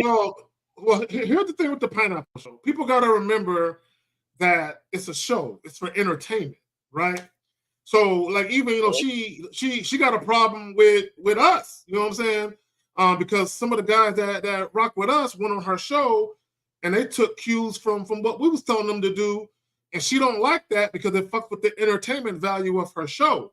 But Melly knows, she knows that a lot of those guys who call in, that they chumps. You know what I'm saying? She know this, but she can't come out and say that because it will prevent other chumps from calling in later. But y'all got it, man. Yeah, definitely, man. I just wanted to say that, man. That was a great call. You know, it's been a long time since I called in. I got a question for you, real quick, Moses. I got a question for you. Do you have any friends that don't say dumb shit like that? Yeah. I would suggest that you start hanging out more with them and leave them other fucking jokesters alone. Personally. Yeah, because like y'all about to be 30 years old, bro. Like, come on, bro. We gotta do better. Like, we about to be 30 years old, bro. Like when. Like that shit don't even make like what like man, I'm so mad because like there was like just an age, and to be honest with you, because I hung out with me and Lucaria, we had like a group of friends. We used to go out and holler at chicks. You know, we never ever made fun of each other. That's what I'm saying. In the number ever. From day one, it was like, okay, what happened, bro? Yeah, you know, she said she had a boyfriend. All right, cool. What'd you say to her? Oh, well, I said this and that. All right, well, maybe on the next one. We always gave each other like encouragement for the next one, bro. Always. I don't know why it was like that, but all of us was like, we was just always on that level where it's like, it doesn't make sense for me to make fun of you for that, bro, at all. Miles, you know what else? We tried to help niggas get some ass. Niggas that was struggling. We tried to help niggas get some ass. You see two bitches over there? All right, me and you, let's go over there real quick. I'll talk to which one you want. Which one you want, bro? Yeah, I want the red bone. All right, holla at the red bone. I'll holla at the dark skin one. I'll take her attention for you, or I'll be your wingman or whatever. We not bro, from the time we was in high school, bro, we never ever was like, yeah, you got, she told you no, nigga, you ain't get the number. Never. Bro, and even Miles, if I was smashing a chick and a homie didn't have a chick, I'm looking at her like, he kind of lonely over there. Nah, Carrie ain't fucking him. Nigga, I tried, bro. I just talk to you in a couple minutes. Now we did all the above. Like we would talk about you, but it wouldn't be because she turned you down. It's because your breath stank or your shoe game was raw. Like it wouldn't be like just because she turned you down. Like, oh, she turned you down. You know what? It'd be like, dog, your breath kind of funky right now. Maybe it's that big old yellow shirt you wearing. Like, you know, we would tease each other with those sort of thing, but the teasing would have happened no matter if she was there or not. Exactly. You know what I'm saying? So, you know, there's a difference between that or they're actually laughing at you because she shot you down. Yo, that's the like, I never understood that shit, bro. Know, that's because I'll send somebody over there quick. Like, hey, I don't think I'm her type, but you know, she was looking at cats that look like you, bro. You might want to, you know, get on that. Like it's Moses. It was no sweat. So Moses, get if you gonna fuck with, if you gonna like hang out with dudes, man, get better friends. That's all I'm saying, bro. That's all I'm saying. Cause y'all niggas too old for that shit, bro. Y'all niggas too old for that shit, bro. Miles, what I wanted to say this, I'm old. Like I said, they happen to be there. I don't go out to go get girls with them. You understand? They just happen to be at that spot. You're explaining yourself again. Don't do that. I got a problem with that though. But you know, my thing is like I got some true blues that, you know, when your boy was homeless, that let me sleep on the couch and, you know, let me do certain things. Like you got to recognize your homies. Now, some homies they're not mature in certain areas, but they cool in other areas. Right. So, you know, I will never diss my boy for life because he laughed at me for not getting at a chick. You know, saying for getting at a chick. But however, I do understand that the energy I want when I go out, maybe we're not rolling on that. We might catch a game together, but something like that, you got to start, you know, figuring yourself out. The thing is, I know myself. Yeah. So, you know, that's the only thing. That's the only thing. And because to me, it's not that serious. Like it's not, you know, my partner saying, oh, even if one of my partners did say she dissed you, it ain't that serious for me. Like I don't care what you say. Like, but also Moses. Moses, hold on real quick, Moses. He said you gotta go. All right, Moses. That's just me though. That's just me. You know. Yeah. Go ahead, y'all. You good on calls? Yeah, we good on calls. Y'all go ahead. Say what y'all was saying. Let me say this real quick, guys. Right, you know, I had partners. They wasn't really out there with the ladies like that. They wasn't. You know what I'm saying? They just wasn't. They didn't have it like that, right? So guys, for you young dudes that like to go out with your friends and shit, you got to recognize the type of dudes that maybe ain't quite like you. Maybe that's the buddy you go do the paintball thing with. And that's the homie you go shoot pool with and down a pitcher of beer with. But when it comes time to get ready to go holler at the ladies, that's not the homie you call. Exactly. Right? And I had to recognize and realize I had some good friends, but they were kind of socially awkward. So we kicked it and did other things. But with Friday, Saturday night, I went out with niggas that had the same mindset that I had. So now it's cool if you got friends that, you know, they do a little bit of everything, but you might have some dudes, they just quite ain't like you a little bit. You know what I'm saying? Right. Don't hang out with them at night with the girls. That's the ones we used to help out. Like, hey, yeah, you know, hey, come on, man. You got a friend? You know, my dude, he quiet, but he nice, man. He cool. You know what I'm saying? Like we helped that cat out. Like that was us back in the day. The older us is like, hey, well, I'll see you in a minute. Like, hey, I'm going this way because we all drive separate cars to a place. Right. So we don't have to say, come on, because before we all in the car, we all in the group. Right. But you know, the older us is like, I'll meet you there. If things don't work out for me like it works out for you, then I'm just out. Like, you know, hey, have a good time. I'm out. So, you know, it's different, man. I just have a, you know, different loyalty to when it comes to, you know, friends that have proven their friendship. You know what I'm saying? It's not just given just because, you know, we've been rocking for years. It's been given because it's been shown. Right. Like, hey, these are some cats I can call. And they, you know, there's a time the call went out and I ain't never seen so many people show up with bats and guns and ready to rock. You know, so it's just like these are the cats. Right. So, you know. I just want guys to understand like real friendship, man, because a lot of these dudes' egos is already like fragile, right? A lot of these dudes is already lacking confidence. Like, let's be honest. That's why they call us, right? That's why they watch our videos, because they're already feeling a little bit unsure about their masculine identity, all these other things, right? So it's like, right. You got because like Jay Roman, y'all come from a certain ilk where it's like you'll roast a nigga, but it's kind of halfway constructive criticism. Right. And nobody else can roast them either, though. Exactly. Like somebody come in and be like, hold on, that's my, like, you know, why you dude? Hey, man, you don't know him. You don't know him like to be cracking on him like that, my nigga. Take it easy. Right. But when these guys call in, they just sound like they boys is just like getting at them just for the sake of getting at them. And I'm like, are those real friends? Like, come on, man. Like, what are y'all really talking about? Yeah, I think that the difference is the friendship was proven through years of work, though. It wasn't because we went to high school together, we cool. It wasn't because we went to the same neighborhood or in the same neighborhood, we're cool. It's that, you know, these are some reliable people that they know they can rely on me and I can rely on them. Right. That we've been through a whole bunch of situations, you know, where we had to be real with each other. Right. And that is constructive. Now, I know sometimes a difficult of a friendship group turning the maturity turn, right? Where you are ragging on each other and it's funny in junior high school, and you know, and then you turn to a more positive note, like, hey man, you can get that job. Hey, I just you know, go through this interview class, or hey, you know, this is where you're deficient at.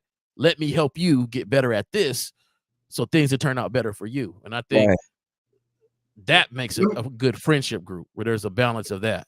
And let me say this real quick. Guys, the call-in line is open, 919-647-9392. We ain't going to be here too much longer. 919-647-9392. If you have a question, put a Q in the chat followed by your question. Before posting your question, proofread that shit. You know what I'm saying? Please use Grammarly if you got to. You know what I'm saying? You can download it on your PC. You know what I'm saying? But I do want to say this, though, before I stop talking about the friendship thing, but I do understand exactly where you're coming from, Mouse, because we have cut people that have not been positive, that's not been cool out the group. Yeah. Like we don't associate them with. And that's sometimes that's what you have to do, you know what I'm saying, to live whatever the way you want to live. So, right. You know. Real shit. All right, so let me plug the title again. The type of men women can easily manipulate. Be mindful of the message you convey to women. Guys, when you're conversating with women, I don't care if it's online, I don't care if it's via text, over the phone, or in person. How you interact, the words you choose to use, the topics of conversation you choose to engage in, says a lot about you. It conveys a message to women.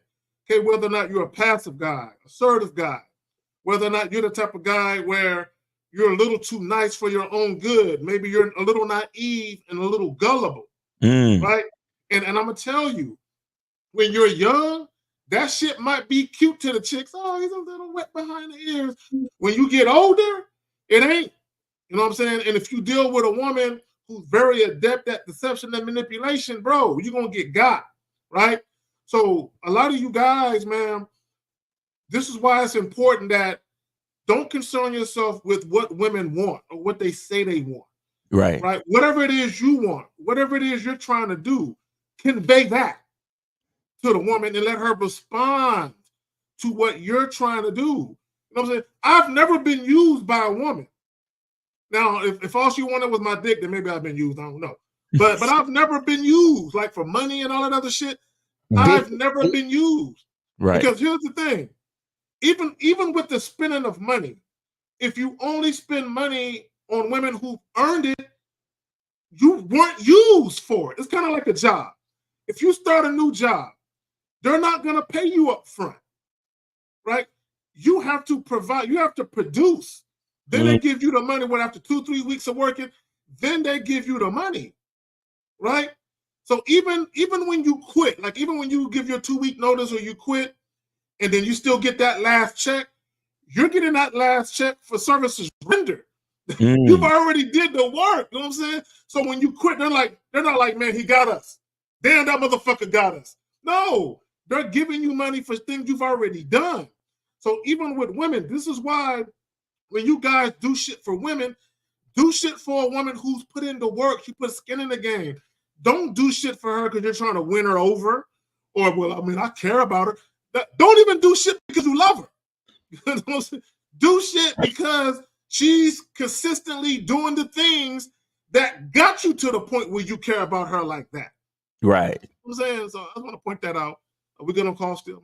Yeah, we're good on calls for right now. Yeah. Some questions. All right, hold on real quick. I would like to point out a thing with this because when I was rushing back, taking care of stuff, I was still listening to the show and looking at, and when I like to be very organic when it comes to Zag's topics and see what instantly pops in my head, right? So there's no preview, there's no nothing. I hop on here, I see Zag's topic, and straight off, one of the things that came to my mind is myself is I like to joke around and be funny. That's my personality. However, that personality sends a message. The funny person is not taken serious all the time.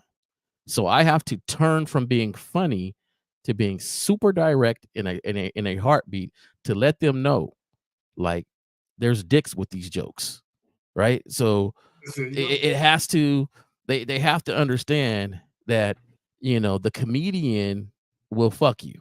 So it's just, and you gotta make sure your personality and what message you're sending with your personality, right? And understand where you need to go or take it to be taken serious. Right. So, and that's one thing. Like you gotta.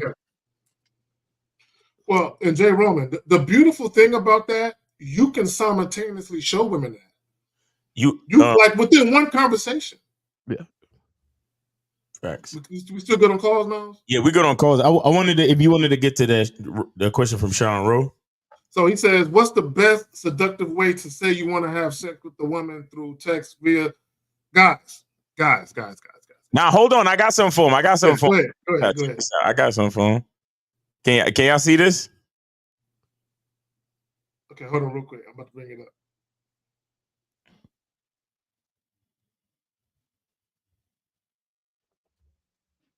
Can you see it? Yeah, go ahead. Go ahead and play it. Okay, all right. Here we go. Make sure the volume's up. Say make love, sleep with, have an affair. I want to do it.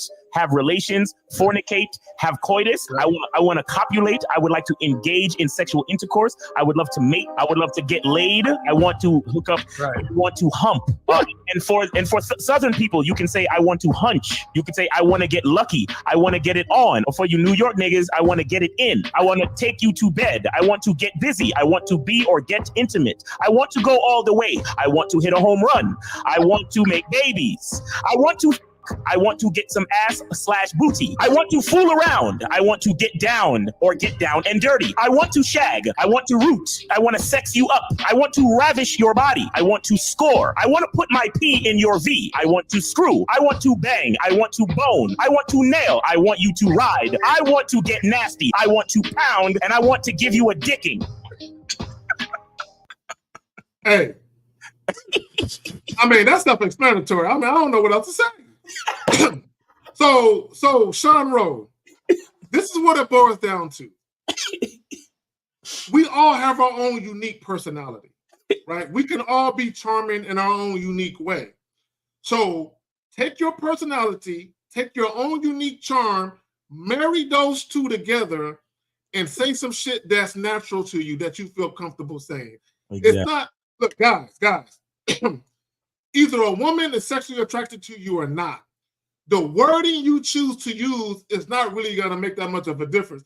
So, case in point, if you're talking to a woman who is not sexually attracted to you, if you choose to use the word "I want to have sex" instead of the word "I want to fuck," it's not going to change her mind.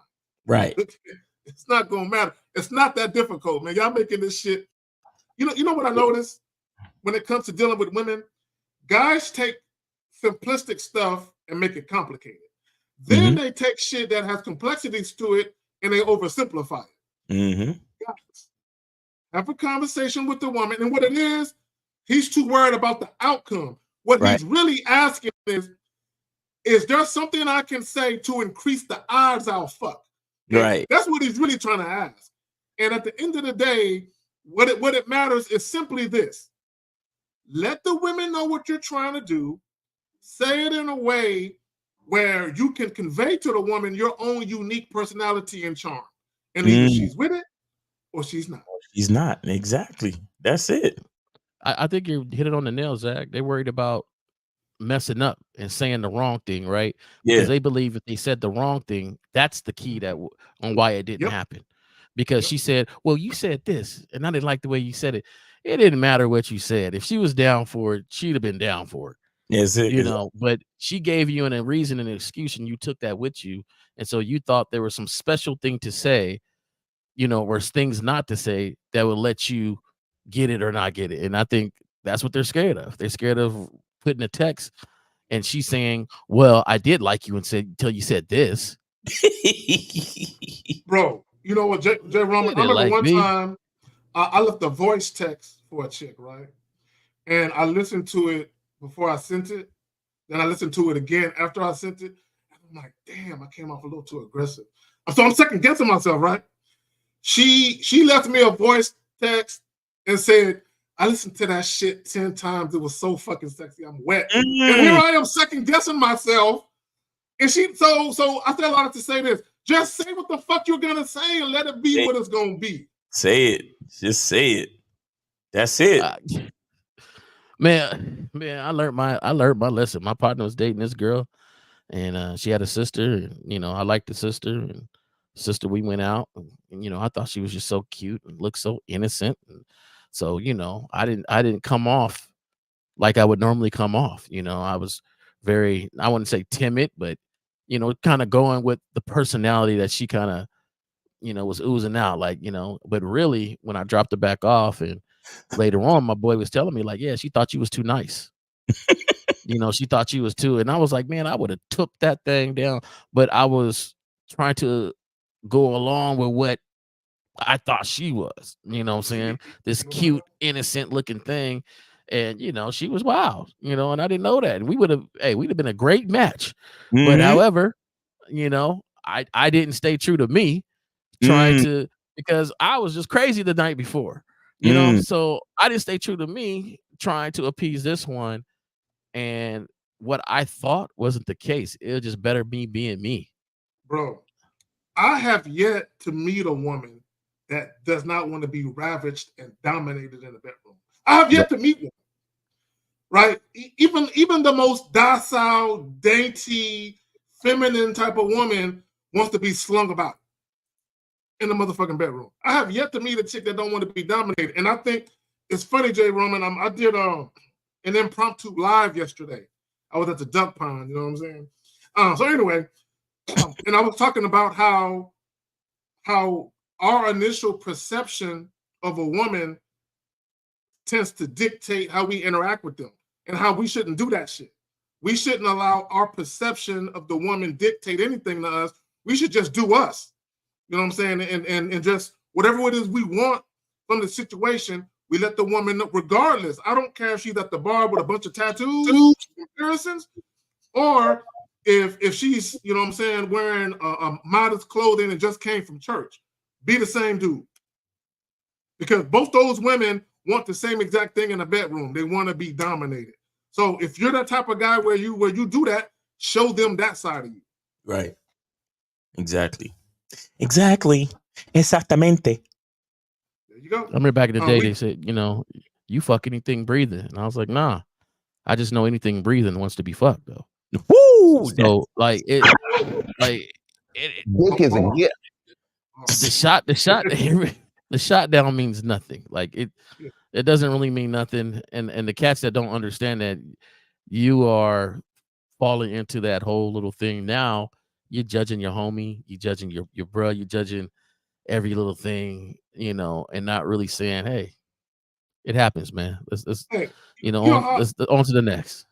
You know how I look at it, bro? Any woman that passes up the chance to fuck with me, she done fucked up.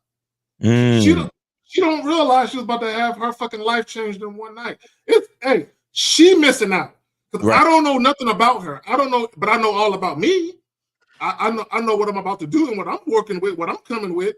I don't know nothing about her. So I already know, like, this she just don't know. You know what I'm saying? She just don't know what was about to happen. So for her, it's like she lost out. That's how I look at it. I don't look at it like I lost out at all. And I think guys need to stop looking at it that way, like you lost out on something. Exactly. I'm to the point now. I don't even look like they lost out. I don't care. Like it's almost like I know I'm your type. You just don't know it yet. But I don't, because I know right now I could say hello and she's gonna miss out on a great opportunity. But there'll be a Zag walking by that says, "What's up?" And now she got that opportunity just the way she's feeling him. You know what I'm saying? Like, yeah, that's true. I don't care. It don't bother me. Let's roll. All right, we got 513. You are online with the Manhood is a Skill Set Show. Name, age, city. How can we help you? 513. Go ahead. What's up? Me. What's up, Miles? How you doing? Can you hear me? Yeah. Go ahead. What's up? This is Chris, 40, Cincinnati, Ohio. What's going on, Chris? How you doing, brother? K Zagan. What's up, Jay Rowan? What's up, Chris? What's up, man? Yeah. Nah, I just want to encourage every man to hop up on that masculinity identity membership, y'all. Wait. Say it correctly, sir. Take your time and say it correctly, please. Yes, sir. Masculinity. Stop it. Stop. It is the Masculine Identity Membership. Okay, go ahead. Yes, sir. Masculine Identity Membership. Excuse me. Thank you. Y'all gonna get my membership name right, goddammit. So go ahead, Chris. Yes, I appreciate you, brother. Go ahead, man. No, I just wanna encourage everybody to hop onto that because we have the Brotherhood meeting coming up. Please come on, talk, and let's get this quote unquote masculinity era together, man. Let's get it together. Because I'm just so tired of seeing us weak. That's all. All right, Chris. Hey, appreciate you. Are you on the road? No, sir. Okay. No. Oh, that must be somebody else. Okay, Chris. Hey, appreciate you, man. And I'll see you on the meeting this Thursday. 6 p.m. All right. Yes, sir. 6 p.m. Eastern time. Everything is Eastern time. All right. Appreciate you, brother. You be safe. Yep. Yes, sir. All right. Peace. Yeah. And for those that don't know what he's talking about, on the Masculine Identity Membership, I do it's a Zoom meeting every Thursday, 6 p.m. where only people that are on the membership, I'll send out the link, and people that are on the membership, they call in, we ask questions, and we discuss certain things about the membership, and and we discuss anything that's on our mind, and so we create like a brotherhood where what you're going through at that moment, we can remedy it and we could do it as a group, because sometimes it takes a little bit more support to really get things done. So for those of you that are on the Masculine Identity membership, that is a value that is a part of the membership. And right now we're doing a spring sale where you get the first 7 days of the membership for free. So go to masculineidentitymembership.com and sign up. You get the first 7 days for free, which will include being a part of the meeting this Thursday. All right. So we got 937. You are on live with the Manhood is a Skill Set show. Name, age, city. How can we help you? Yo, salute to the panel. This is Jay, Ohio, 23. 23. All right. What's going on with you, bro? What's your question? Yeah, I don't got a question today, but I just seen there wasn't a lot of callers, so I figured I might as well, call in and show gratitude. Yes, sir. Because, I was the one that asked that question yesterday, Miles, on your show about ego. Mm-hmm. I don't know if you remember, but you answered it right. Like you opened my eyes really for that. Oh, appreciate it. I wanted to show gratitude for that. Yes, sir. Yes, sir. Appreciate it, brother. Appreciate it. Yeah, we had a pretty good show yesterday. Lakari and myself, we had a pretty dope live, and there was a lot of great questions, and we chopped up some pretty dope games. Can you repeat the question? Do you remember the question? Can you repeat it? I said, how do you not get caught up in your ego when you have success in the game? Right. Yeah. So and then we kind of explained the part about you when you have success in the game, you have control of your ego. You understand? You control your ego, and you don't let anyone else control it. You don't let what anybody else has to say stop you from knowing who you are as a person. You know what I'm saying? So that was a dope question. I would add to this, and that is a dope question. I would add to this. Always be humble. Okay, and what I mean by that is, what you're getting today, you might not get tomorrow. Mm-hmm. You know what I'm saying? So anything you're enjoying can easily go. You know what I'm saying? So be humble, but at the same time, understand that whatever it is you're getting, if you put in the work, that's what you're supposed to get. You know what I'm saying? When you put in the work, there's a saying. When you earn it. Yeah, when you earn it, you attract what you project. Right. So, but the problem, ego, having a healthy ego is important. Every man and woman, for that matter, needs to have a healthy ego. The problem is when you allow your ego to become bigger than you, right? And when that happens, women can manipulate you too, using your ego against you. Exactly. Right? This is why when women compliment you, you let that shit go in one ear and out the other. Okay, I don't care. I don't care if every woman that sees you says you're handsome. Don't let that shit get to you. If women are telling you, oh, you're the best lover I've ever had, I never came so many times, your dick is the biggest. Don't let none of that shit get to you, because women who are very adept at deception and manipulation also know how to use that, you know what I'm saying, to manipulate you as well. So that's why you got to be humble to the game and understand that having an ego is a good thing, but if you're too egotistical, it can be used against you. Facts. Right. Because I'll tell you what it was, right? So whenever, I got a lot of game from y'all, so I would flirt with women, right? Based off of what y'all was teaching. Mm-hmm. And whenever I had a good experience, my head would get blown up. And then it would be like a high. Yeah. And then I was so deep in my ego, whenever I do it again and it didn't go well, it's like a high and then it just crashes. And then it will be a low. Exactly. And that's what I mean when I say you have to be in control of your ego, meaning that no matter what happens, whether the women say yes or whether the women are saying no, it doesn't change how you feel about yourself. So you got to have that control. That's why I was thankful for that question, because I was too deep in my ego. Yes, sir. Yes, sir. But I appreciate you. I'm gonna head out. All right, bro. Appreciate the call, man. You be safe out there. And sometimes you get that big ego. We forget the rules of discipline, really, and consistency with ourselves. We feel like we can catch it up or make it up on a different end because, we're that game tight when, you got there through a certain process. Right. And that's the process you need to maintain to be there. Right. We got 614. You're on live with the Manhood is a Skill Set show. Name, age, city. How can we help you? AB 27 from Atlanta. All right. AB 27 Atlanta. What's going on with you, man? What's your question? Yeah, pretty good, fellas. I just have a question. I I want to know if that was disrespectful or not from her side. So I've been seeing this girl for about 1.5 years. So last night she said, I want you to come over. So then I said, because I gotta go out of town the next day. So I said, I'm busy. I can't come tonight. So basically, she didn't respond to that. So I don't know if you guys view that as disrespectful or not, for not responding to that. Hold on one second. So Dave G with the $5 super chat. He says, when a woman compliments you, just tell her it's always been a part of God's plan. Facts.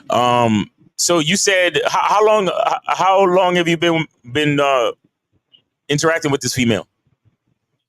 Over 1.5 years. Over 1.5 years. Okay. Have you? Or is this a fuck buddy? Or are you vetting this chick? Like, what's the deal? She's my girl now. After 1 year, I made her my girl.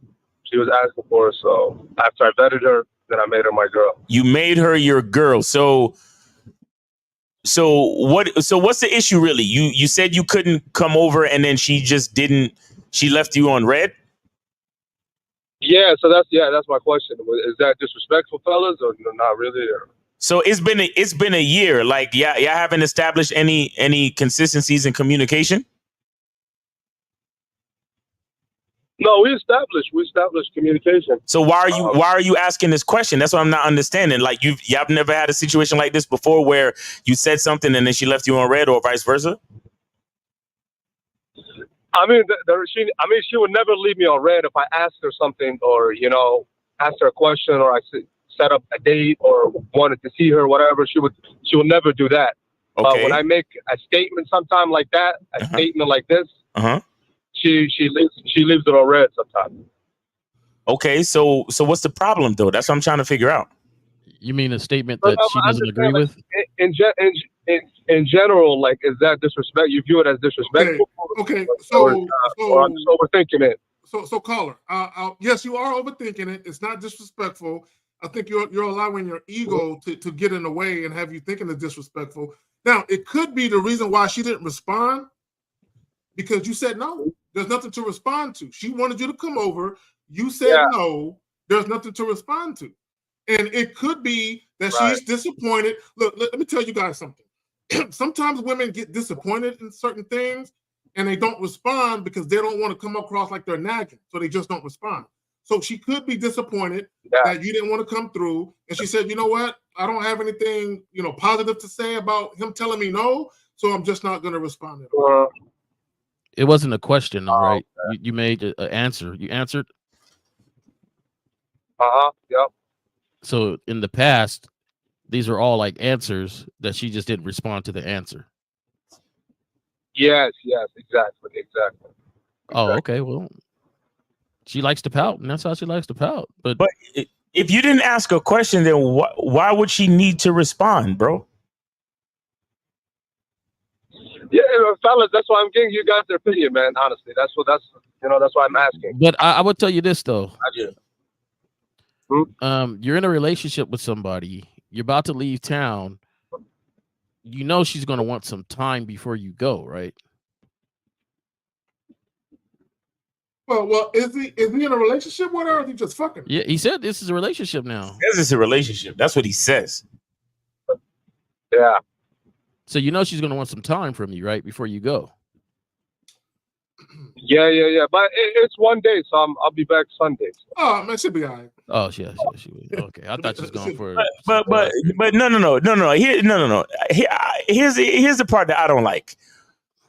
Why are you afraid of disappointing your woman?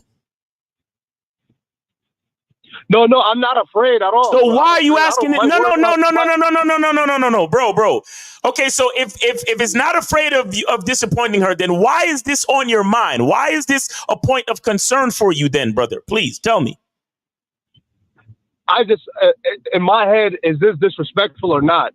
Because if it's disrespectful, then, I check it out on her, Okay. That's why I'm asking about it. No. Even if it was, you let her develop a habit that she's consistently doing. Well, let me ask the caller this. Have you and her ever argued before? Have you ever gotten into an argument before? No, we established that early on. We don't argue. Have you? Okay, ain't nobody raising their voice. Okay, cool. Let me ask you another question. prior to her or previous to her, did you have toxic or drama-filled situations with other women? Nah, no, not really, man. No. Because I don't know. It seems like you're looking for something to be irritated about. Yeah, like there's something wrong here, bro. Like this wouldn't be on your mind if everything was all good. I don't like the fact that I just got left on red. That's what it is, honestly. Okay. Go ahead, Jay. I'm going to take it just a little bit. This is not a new habit of hers. So even if you felt like it was disrespectful, you didn't check it in the beginning. So now this is an accepted habit that she has. Yeah, that brings it to my next question, fellas. Is it too late to check that to her right now or no? But what exactly are you checking though? That's what I'm trying to figure out, bro. To not leave my ass on red. Oh, okay. So, here's the thing. If why is it a problem now and it wasn't a problem early on in the relationship when she used to leave you on red?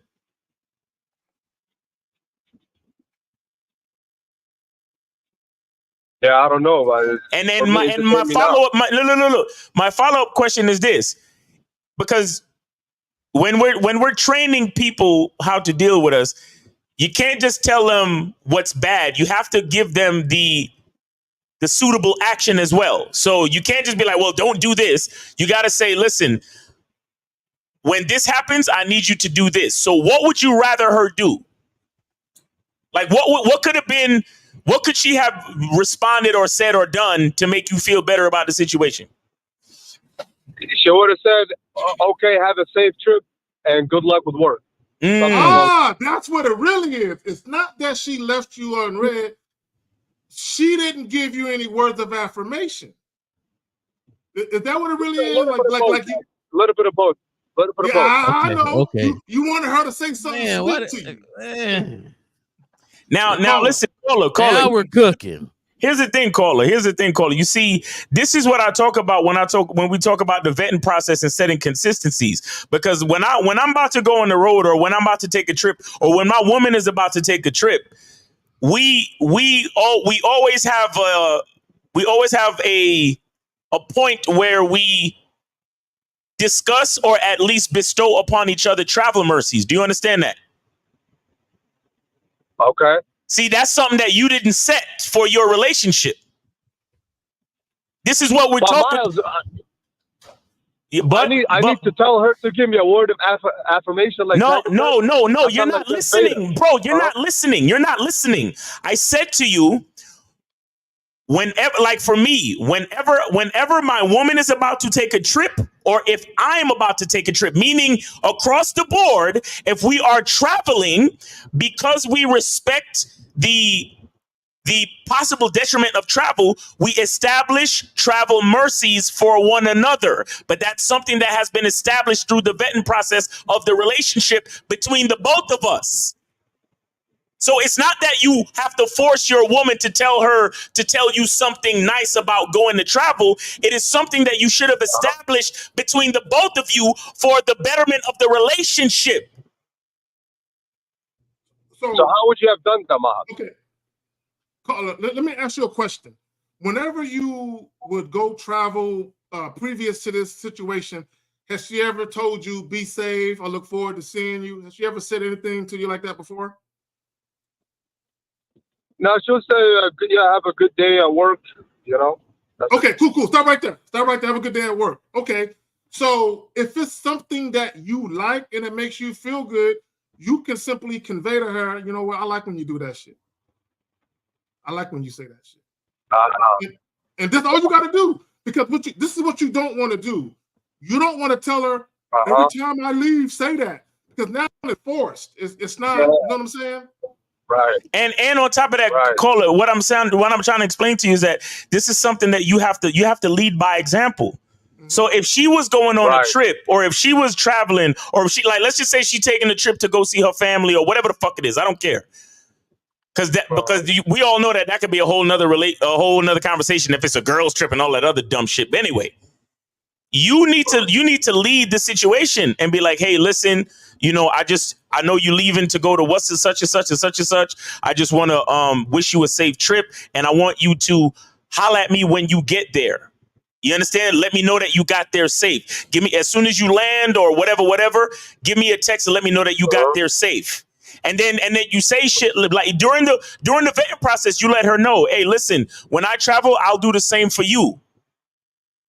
You have to set these things. You have to set these things. You don't fucking just let the relationship happen by chance. And then later on, after a year, when something happens and it bothers you, now you want to fucking check the situation because you feel in a way. You understand? Absolutely, Miles. Absolutely. So you're gonna set the example. With that, go ahead. Man. You're gonna set the example of leadership. Exactly. Leadership is not only how you expect somebody else to act, but it's more on how you expect yourself to act, and they follow that example. Exactly. Right. So my thing is, I got a question because I want to know: do you leave her on red when you're upset with her? Good question. No, good question. I do actually leave her on red, but not when I'm upset. Even if she just makes a statement or whatever, I do leave her a lot on red. Okay. So my thing is, she is mirroring behavior, and this time she's doing it because she's upset. She didn't like the fact because she could have this.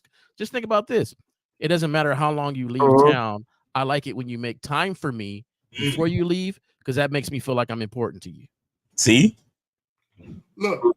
Now, for you, you're like, hey, I'm busy. I'm trying to get my mind mentally ready for work. I don't know what you do, but you know what I'm saying? Like, I got to do this, I got to do that, and things like that. So, but it all takes a leader to make that situation better and smoother for both parties. Exactly.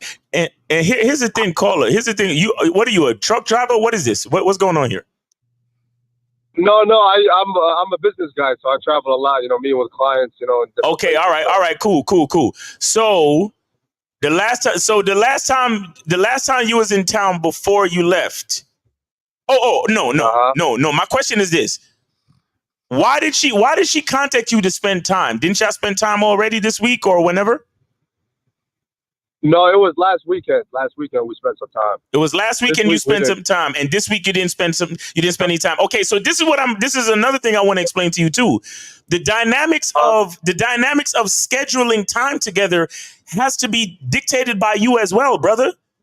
To the point where Miles, another question. I just thought about this. So the days we established, me and her, is Saturday, Sunday. Okay? That's the days we chill. Okay. Sometimes she hits me up midweek or Friday. She wants to hang out. She said, "I really miss you. I want to see you." Okay. Should I check her? Should I check her on that, or I mean, that's just natural behavior. She wants to see me. See, this is what we talked about earlier. So if a woman says to you, "Oh, I wanna fucking suck your dick Monday, Tuesday, Wednesday, Thursday, and Friday," you just gonna let it happen, huh? No. So what do you think you need to do then? Yeah, check her on it. Yeah, so not just check her on it. You need to establish consistencies, bro. That's what I'm trying to explain to you. You are not leading the situation. You're letting things happen. And then you're giving her an answer. And then when she shows that she's upset, it makes you second guess yourself. But the reason why you're second guessing yourself is because you're not really establishing any leadership in the situation. No, I did establish that. I told her that, Miles, but she just said, "I really want to see you. I miss you." All that bullshit stuff. You know what I mean? No. What do you mean you established leadership in that situation? Tell me. What do you mean? So we set days. The thing is with Miles, with me, my schedule's all over the place too, brother. Because sometimes on the weekend I'll be gone too. Okay, how far? Wait. How far in advance do you know your schedule? I don't, Miles. That's the thing. It could be last minute. That's the issue. That's my problem. My schedule's all over the place. Okay. But it still could be set by you. It could be on the same day. Okay, but it still could be set by you, and you don't want to be too. Like, this is the issue I have with you guys these days, and not just you, man. It's just, I'm just saying it out there, is that we have become such non-leaders that as we try to establish our manhood and leadership in our square, we become so rigid, we no longer know how to deal with the opposite sex women. She says, I miss you. Do you really have a schedule? Some cats are pretending to have a schedule just to pretend to have a program. But cats that are really busy understand I still need to get my work done. So guess what, babe? You know what? It'll be nice to hang out with you right now, but I still got this work to do. So how about we do this? I'm going to give some extra time on Saturday. Right. So we can go here, we can do this, and that's that. The thing, we're so rigid. Like, you're like, do I check her for wanting to spend time with you? What are we checking here? Like, the thing is, relationships and interactions should be fun. We put them with so much work. And I'm not saying they're not work, but men are built to work. So we're going to work no matter what. So the relationship aspect of our life should be enjoyable. That's why we want peace and enjoyment. And that's why we vet so strong, so we can have that peace and enjoyment. Right. We're not vetting to have arguments. We're not vetting to not be compatible. So don't treat it like war. That brings me up to yeah. Fellas, that brings me up to my next questions, man. Obviously in this field that you guys in, there's a lot of guys who talk a lot of shit on YouTube about, manhood and stuff. So, a lot of the stuff that you hear, oh, you must be hardcore, stoic, act like you're busy, don't respond on time, all that bullshit. Right. And then you hear another viewpoint. So what can you distinguish what's right, what's wrong? Because you hear a lot of bullshit, So how do you distinguish what's right and what's wrong? Okay, hold on real quick. And see, this type of questioning is why they must share us. This is why they got to share us. No, so caller, here's the thing. Okay, here's the thing. Number one, don't allow what you hear on the internet fuck with your situation if you have a situation that's working for you. The problem with a lot of guys that's getting a lot of information is they're too caught up in one, not only getting some pussy, but holding on to women. So they're trying to figure out, how can I increase the odds that she'll have sex with me? And if I am dealing with a woman, how can I increase the chances that she'll never leave me? Guys are too worried about shit they can't control. The bottom line is this. As a man, right? This is why you got the masculineidenitymembership.com. We're talking about manhood as a skill set. The bottom line is this. As a man, what type of life do you want? What type of experiences do you want with women, right? And you should be doing things that are conducive to your bottom line, regardless of what the fuck you're hearing on the internet, right? See, a lot of guys, they're trying to fake it. They're trying to do things that they think women want. Fuck what women want. What do you want? What do you want? Like, even with the whole thing about time, like Miles, he talks about how he lives alone and how he ain't living with no chick ever. I feel the same way. All right, that cohabitation shit, fuck that, right? But also, Miles talks about, this is the schedule I have. This is the time allotted for you. You're not going to get any more time than that, because that's what he wants. That's how he wants it to be. And this is what guys need to get to. This is how I want to live my life. This is the time I'm going to allot to you. She gets Saturday. She gets Tuesday. Period. If she says I can't do Tuesday, then guess what? She got to wait until next week to see me. Hey, real quick, caller. So when she, please just tell me the last two texts. She said to you what exactly? The last text yesterday, or what before that? No, when you had the issue, whatever the issue was. Yeah. So let me read it off. Or the one right before she left you on red. You said she left you on red. What did she text right before that? So she said, what are you doing tonight? I really want to see you. And then I said, oh, not tonight, baby. I'm leaving town for work early morning. No Okay. response. Okay.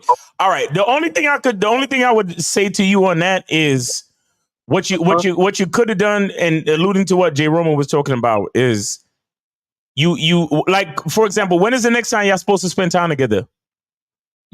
So I'm gonna see her tonight, Saturday night, a little bit time. So okay, so and this was when? This was Thursday. Yesterday, Friday. Yesterday, Friday. Okay, so you could have easily said not tonight, but I'm looking forward to seeing you on Saturday. Yeah. And you know what? Matter of fact, I want you to wear that red, lingerie thing for me with them heels and shit, because I'm gonna spank the shit out of you when I see you and blah blah. You understand what I'm saying? Yeah. You could have because what happened in a way was that you answered her kind of dry. Yeah. Now I'm not saying you like. What am I saying? I'm not saying you necessarily needed to do anything, because the way you answered her was fine. If she has to understand your schedule, because another thing I'd really get you to, that you need to understand is that a part of leadership is learning how to deal with disappointing your followers.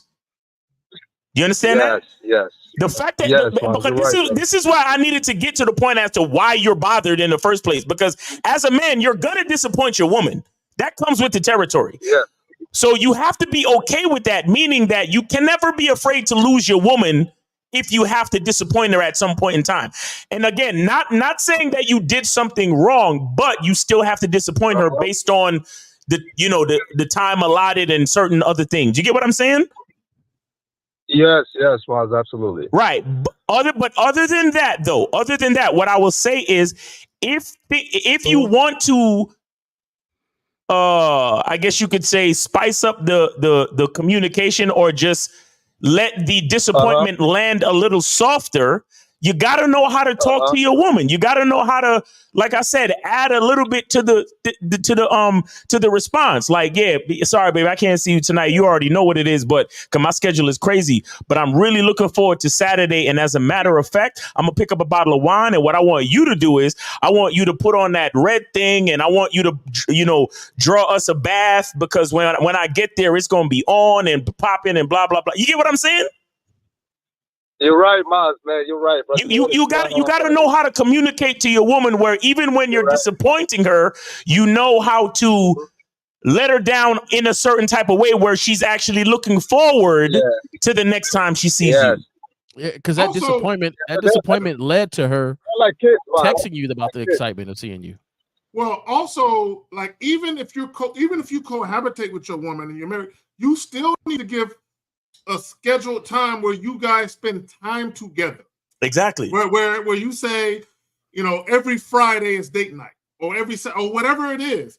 Now, if you guys don't live together, or even if you do live together, you might say, you know what? I'm gonna take a trip. We're gonna take a trip this weekend, and maybe she don't get the whole weekend normally, but maybe it's an anniversary, or maybe it's her birthday, or whatever the fuck it is. And here's the bottom line in all of this. Right? Here's the bottom line in all of this. Regardless of whether or not you're dating, in a serious relationship, married, or whatever it is, you always want the woman to understand that your time is valuable. You never want her to lose sight of the fact that your time is valuable. And anytime you give her your time, she needs to cherish that shit so she won't take it for granted. Facts. So I want to address, because I heard your question. Hold on, caller. Go ahead, caller. But I want to address something after you speak. Go ahead. Okay, appreciate it. So my last question is just, fellas, what way can I go about it correcting her leaving me on red when I make a statement, or should I not worry about that? Okay, personally, if that's something that really bothers you, I would go ahead and, like what Zach said, like, you can't tell her to say these things, but you can set the example. And if it really bothers you, I don't believe in being silent about anything, but you can lead the example in that. But I don't think, truthfully, if it stopped her from doing the things you wanted her to do, then that's an issue. But her being upset is not an issue to me. Like, you don't want to talk to me right now. You want to pout. So what? Like, I'm gonna go. I'm gonna work. I'm coming over tonight. You're not saying no, don't come over. You're not, not speaking to me or nothing like that. Maybe you needed that moment You know, because you're upset, and that's that. I would Me personally. recommend. I would recommend that you not say no shit like, when you leave me on red, it makes me feel some type of way. You know, I would really like if you would tell me you miss me. No. What you can do is when you miss her and you really do, tell her that. When she tells you, hey, I'm going out with the girls, you can tell her, hey, be safe. You know what I'm saying? I don't want nothing to happen to you. Make sure you come back home safe. I look forward to seeing you tomorrow, baby. You know, if that's how you feel, text that shit to her. And she might be like, oh, he never says that. Oh, little Snookums. She might give you a new nickname and shit. You know what I'm saying? I'm just saying. Okay, you know, all joking aside, if you feel a certain way and like, you know, she going out with her girls or she taking this trip, you can tell her, hey, be safe. I want you to come back home safe to me. You know what I'm saying? I want you to return safe to me. Tell her that, and that might compel her to do the same shit to you because she actually feel like, oh, he does give a fuck.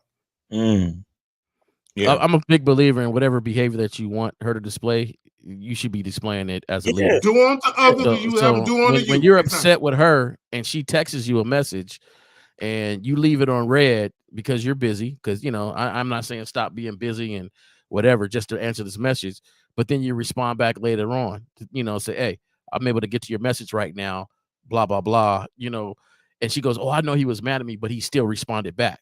See, a lot of times the women in our lives will mirror the behavior that we have because we influence them no matter what. So that's the thing.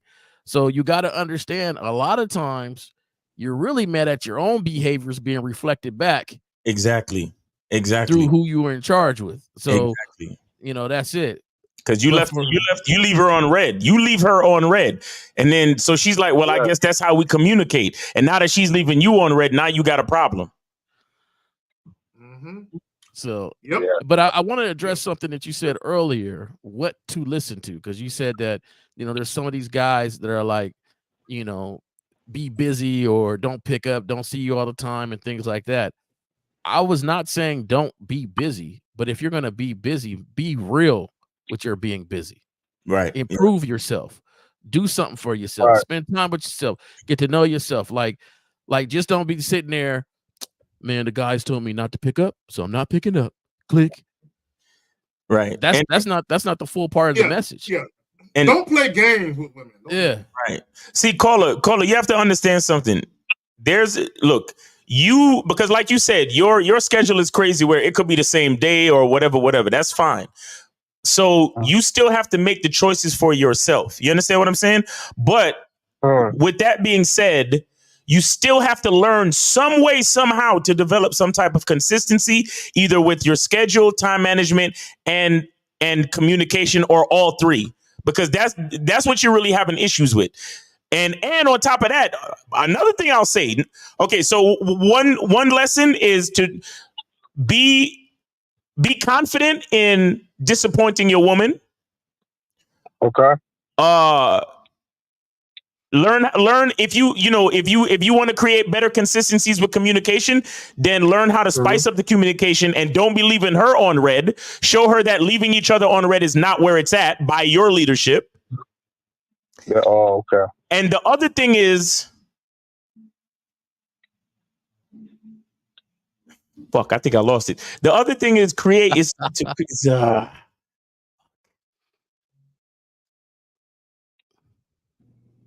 yeah, I lost it. I was gonna leading the relationship, boss. Yeah, you really just got to lead overall. But yeah, don't have confidence when it comes to understand that you're going to disappoint your woman. You're going to disappoint your woman. Don't ever be afraid of disappointing your woman, because we're all human. And if she, if in the back of your mind you're afraid to lose your bitch, that's you already lost her. Bad. Another example. You don't want to be there. Yeah, another example would be for you guys. Like, for instance, let's say you love your woman, you adore your woman. Like, let's say you're the type of dude, you never really say it, but you expect her to say it all the time. You know what I'm saying? It don't really work. It don't really work that way. Like me, I'm not big on telling a woman I fucking love her every 15 minutes. You know what I'm saying? Or even every day. I might do it every once in a blue moon, But I'm not the type of guy where I gotta hear it either. You know, a woman can go weeks without telling me. I don't bug about it. I don't trip about it. I don't think about it. I'm like, it is what it is. My thing is, I'm an action person.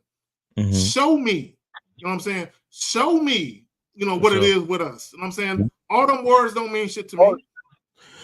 Zach. So my woman, she never said that, man, to me, honestly, in the year and a half. What's that? How does it make you feel? Huh? How do you feel that you never heard the words "I love you"? How do you feel about that? No, I don't really care about it, Zach. I mean, her action shows that she does. You know, her following directions, boundaries, all that. But what's your thoughts on that? Okay, so have you ever told her? Have you ever told her that you love her? No. Okay. Well, do you feel like you do? Within a year? Yeah, close to it. It's about a year and a half. Hey, but look, I fuck with her. You know, I don't know about love, but I fuck with her. You know, I can be in a relationship with a chick and not love her. Like I don't gotta love a woman to be in a relationship with her. All I gotta do is respect her and like her a lot. And I'm cool. Yeah. I'm cool with that shit. You gotta have my kid before I just like love you.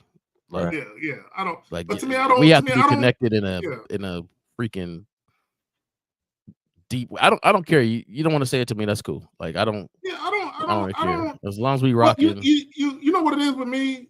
When I was in high school, chicks used to say that shit, and I didn't like it. Like when they would be like, "I think I'm falling in love with you," I'd be like, "Shh." I would literally put my fingers on your lips. Don't say that shit. Yeah. I had a classic response because I was good at it too. As soon as I hear it, I'd be like, you know what? You know, love is some strong emotions and feelings.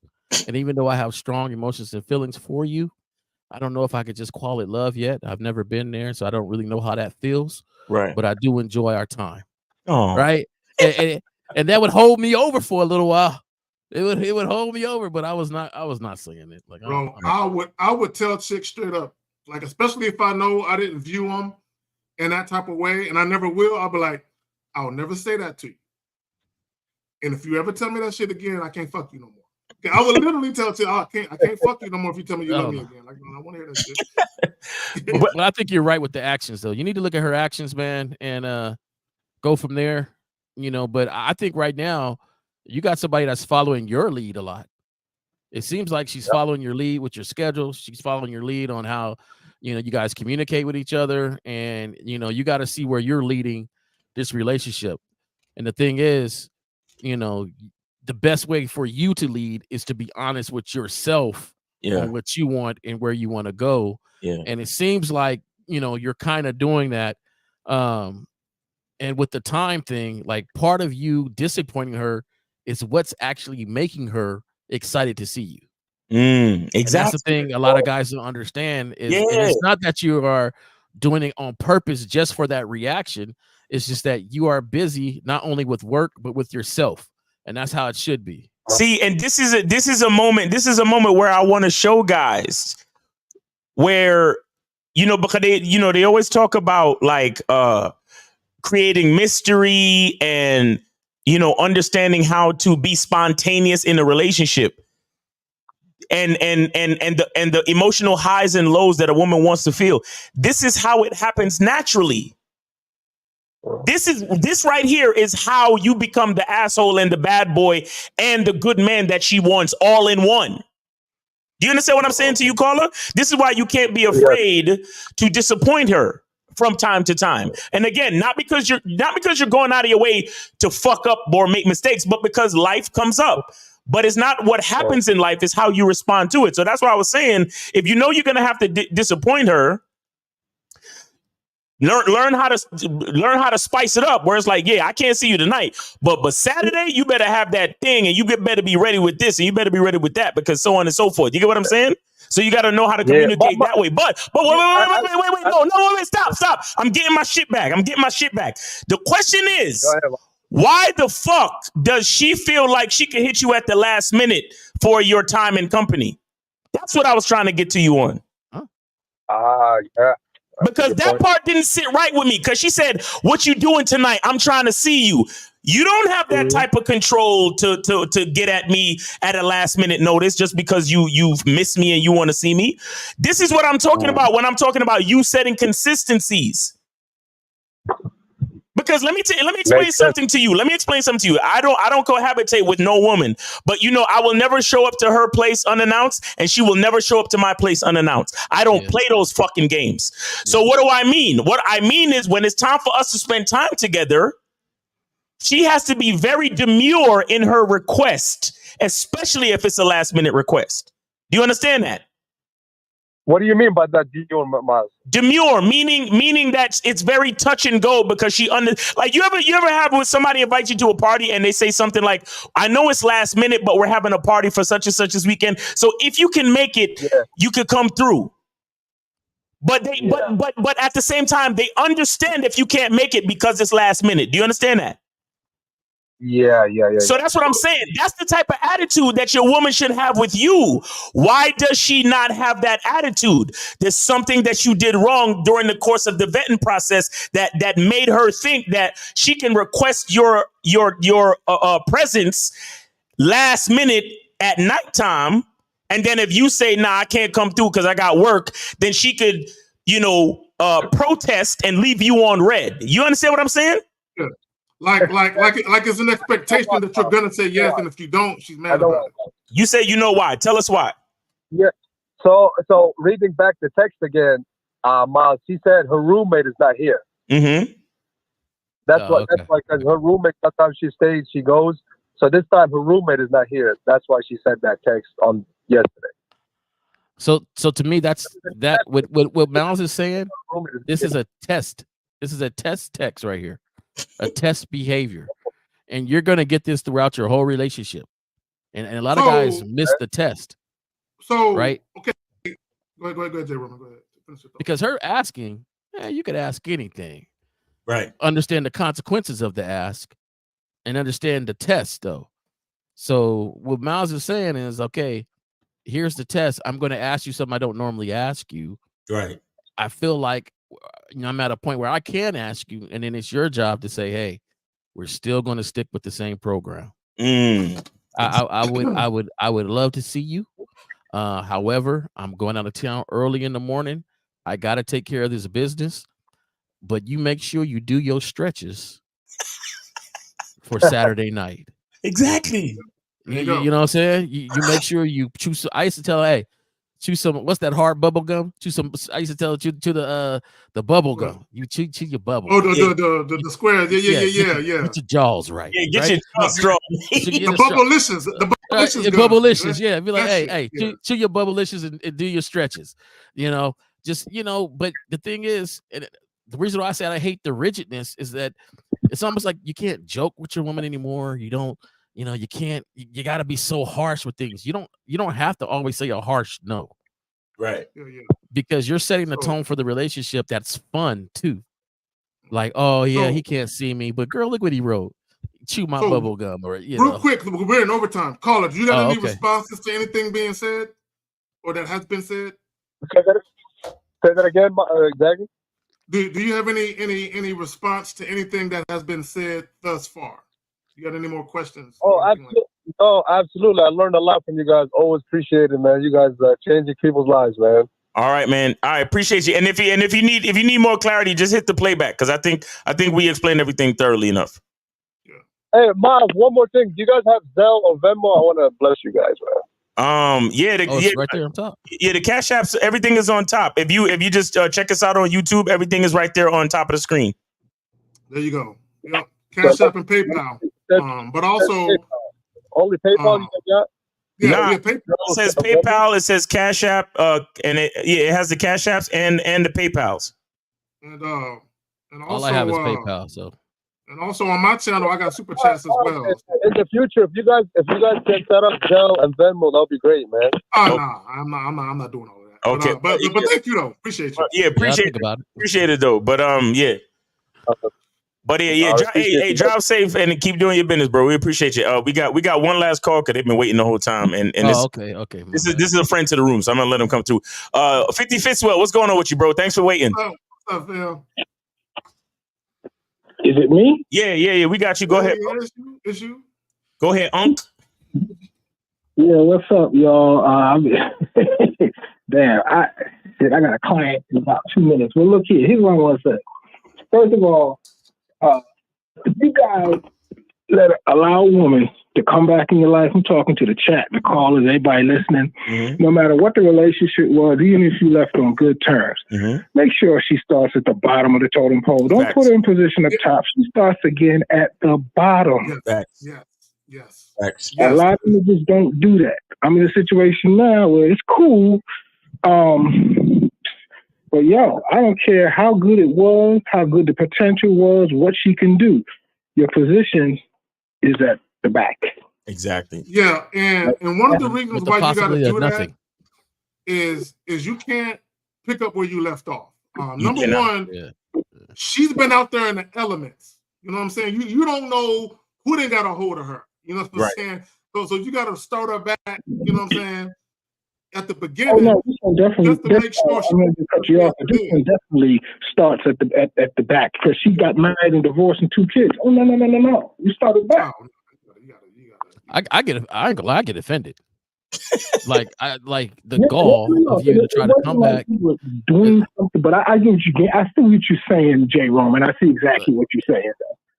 Like I don't do well with the like as soon as if we don't end on cool terms, then you're done in my head. Like, yeah. You can't come back. You can't come back. There's no comeback. There's no, like I was fresh when we were together. I was fresh then. So don't look at me fresh now, because you missed the freshness then. Yeah. And so the gall of you to miss that. We weren't on no bad terms or anything like that. If it ends amicably and there was no foul shit, no one did any fucked up shit, then the door is always open. But if it ended on bad terms, drama, toxicity, nah, we ain't doing that. No. In fact, it wasn't even anything with us, but now it could be, and still you started the back. Right. No, and I'll tell you this too. I'll add you even one more. She could never get back to the status she was at ever. She can only come back through in a lesser role only. Yeah. I don't let women back to the original position. I got to go, but keep the show, man. I appreciate you. Easy, man. Have a good one.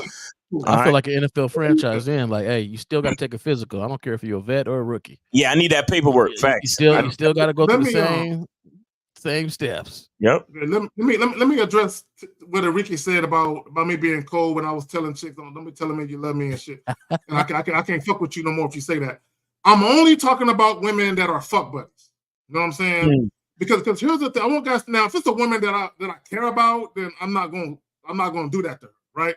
But if it's a woman I'm just fucking, and I know for a fact she can never be anything more than that, I'm not going to let her do that. You know what I'm saying? And the reason why, this is what leadership is about. This is what guys got to understand.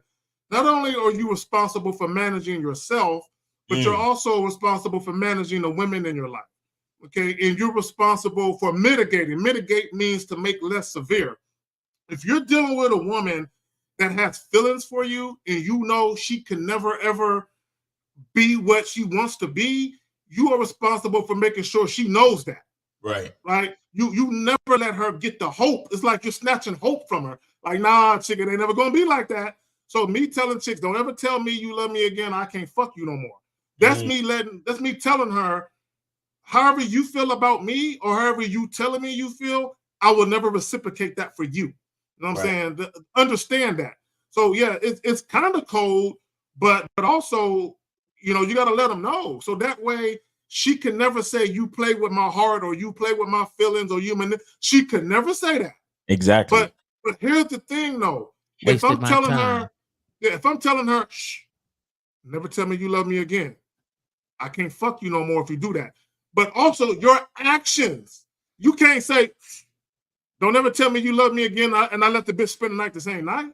Exactly. You know what I'm saying? Your actions got to align with what you're telling her. Exactly. And shout out to Diddy with the $4.99 super chat. He says, K-Zag, how come me and you never partied before? I was not gonna read that shit, fam. I was not gonna read that No shit. Diddy, no Diddy. No Diddy, nigga. No Diddy, nigga. We ain't diddling and doing the diddler over here, nigga. We ain't doing none of that. Hey, you weren't that? Take that. Exactly. K-Zag, we need to kick it, man. Let's go shopping. Let me take you shopping. Yo, when I heard 50 Cent talk about that shit, I'm like, that is weird for another grown man to say, let me take you to spend some money on you. Shopping. It's like, what? Like, yo, we should go shopping. I'll pay for it. What?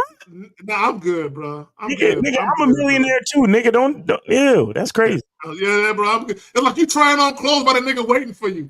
Yeah, I like that one. I like that outfit. You're like, you going to 360 for the nigga. Is that what rich niggas do? You know, I would never ask none of y'all niggas to go shopping. Never. Never. And if you told me, hey bro, Zach, how this I'm going to the mall to buy some new outfits, nigga, come with me. I'm like, come with you for what, nigga? Like, why would you? I wouldn't, nigga. That's some weird ass shit. Cause what? Hey, you think this color look good on me? Is it rock with my complexion, bro? Look, I'll see you at the event with my new threads on, nigga. That's how that's gonna be. What the fuck? Go shopping with a nigga? Come on, man. Yeah, bro. Like, that's crazy. That's all kinds of weird, bro. Hell no. See, that's why. Look, certain types of money, I don't think I ever really want to see. You know what I'm saying? I don't want to be in a room with them niggas that reach a certain level. I don't play how they play right now. Yeah, I don't play all the stories that they got. I don't align with the way they are right now. So I don't deserve that money. I don't want that. I want that money. We good on calls, right? Yeah. I already shut that shit down. Yeah, we good. Right. Good. I just want to answer this question real quick. He says, how does a man handle a woman cheating on him? Number one, I don't believe in monogamy-oriented relationships at this point in my life. So I ain't even got to worry about that.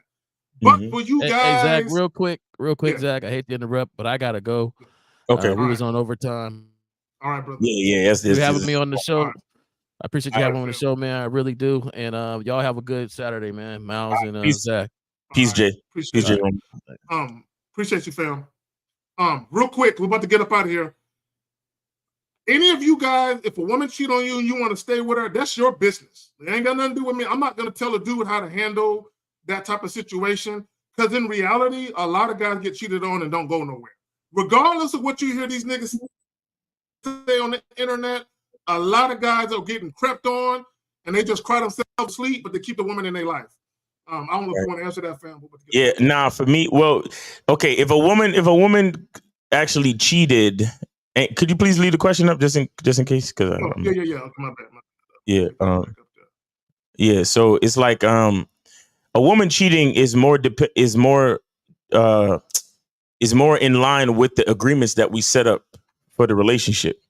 You understand? So if we agree to a monogamous, exclusive relationship, so to speak, if that's something that, like, I took you through the vetting process, 12 to 18 months, and we established that, and then you broke that agreement or you broke that consistency, you got to get demoted. If you don't want the relationship to end, you got to get demoted.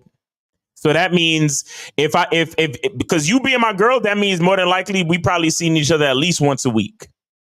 Okay, so if that actually happened, I would just kind of bring it back to maybe twice a month, and you'd be getting condom dick. If that, you see what I'm saying? Because you know she got to get punished. She got to get reduced time, and you know what I'm saying. Again, if you have established exclusive monogamy, and she got to get demoted. That's how I would handle it. But if you never established anything, then you probably can't even say that she cheated on you. You get what I'm saying? So because the thing is like you could say this type of shit because a lot of niggas assume shit. Yeah, that's true. It's like, oh well, you my girl, but you never actually had a conversation about like those specific dynamics. You understand? So you gotta be really specific on what you establish. But yeah, man, we on OT still. All right, cool. All right, guys, appreciate y'all coming through. Yes, everyone who super chatted, even the diddler that was diddling. Appreciate you, fam. And everyone who called in, appreciate you. Everyone who had questions. Man, for some of y'all who asking questions now, y'all niggas is too late. Yeah, too late, man. Miles, you want to shout out what you got going on, fam? Yeah, exactly. Make sure y'all check out the Masculine Identity soap. Go to masculineidentity.com to get your soap. Go to masculineidentity.com to get your soap, or go to Masculine Identity Membership to get on the membership. Right now, we're doing a spring sale where you get the first week for free. So go to masculineidentitymembership.com and sign up for free. And we got the meeting this Thursday, 6 p.m. Eastern time. So if you're a part of the membership, you could be a part of the meeting. All right. So yeah, shout out to Renee P. And yeah, man. The homie Lucario's about to go live. Y'all tune in for that. Like the joint tomorrow. The Real Game No Theory podcast, 11 Central, 12 Eastern. Yeah, like the fucking stream. Like the fucking stream.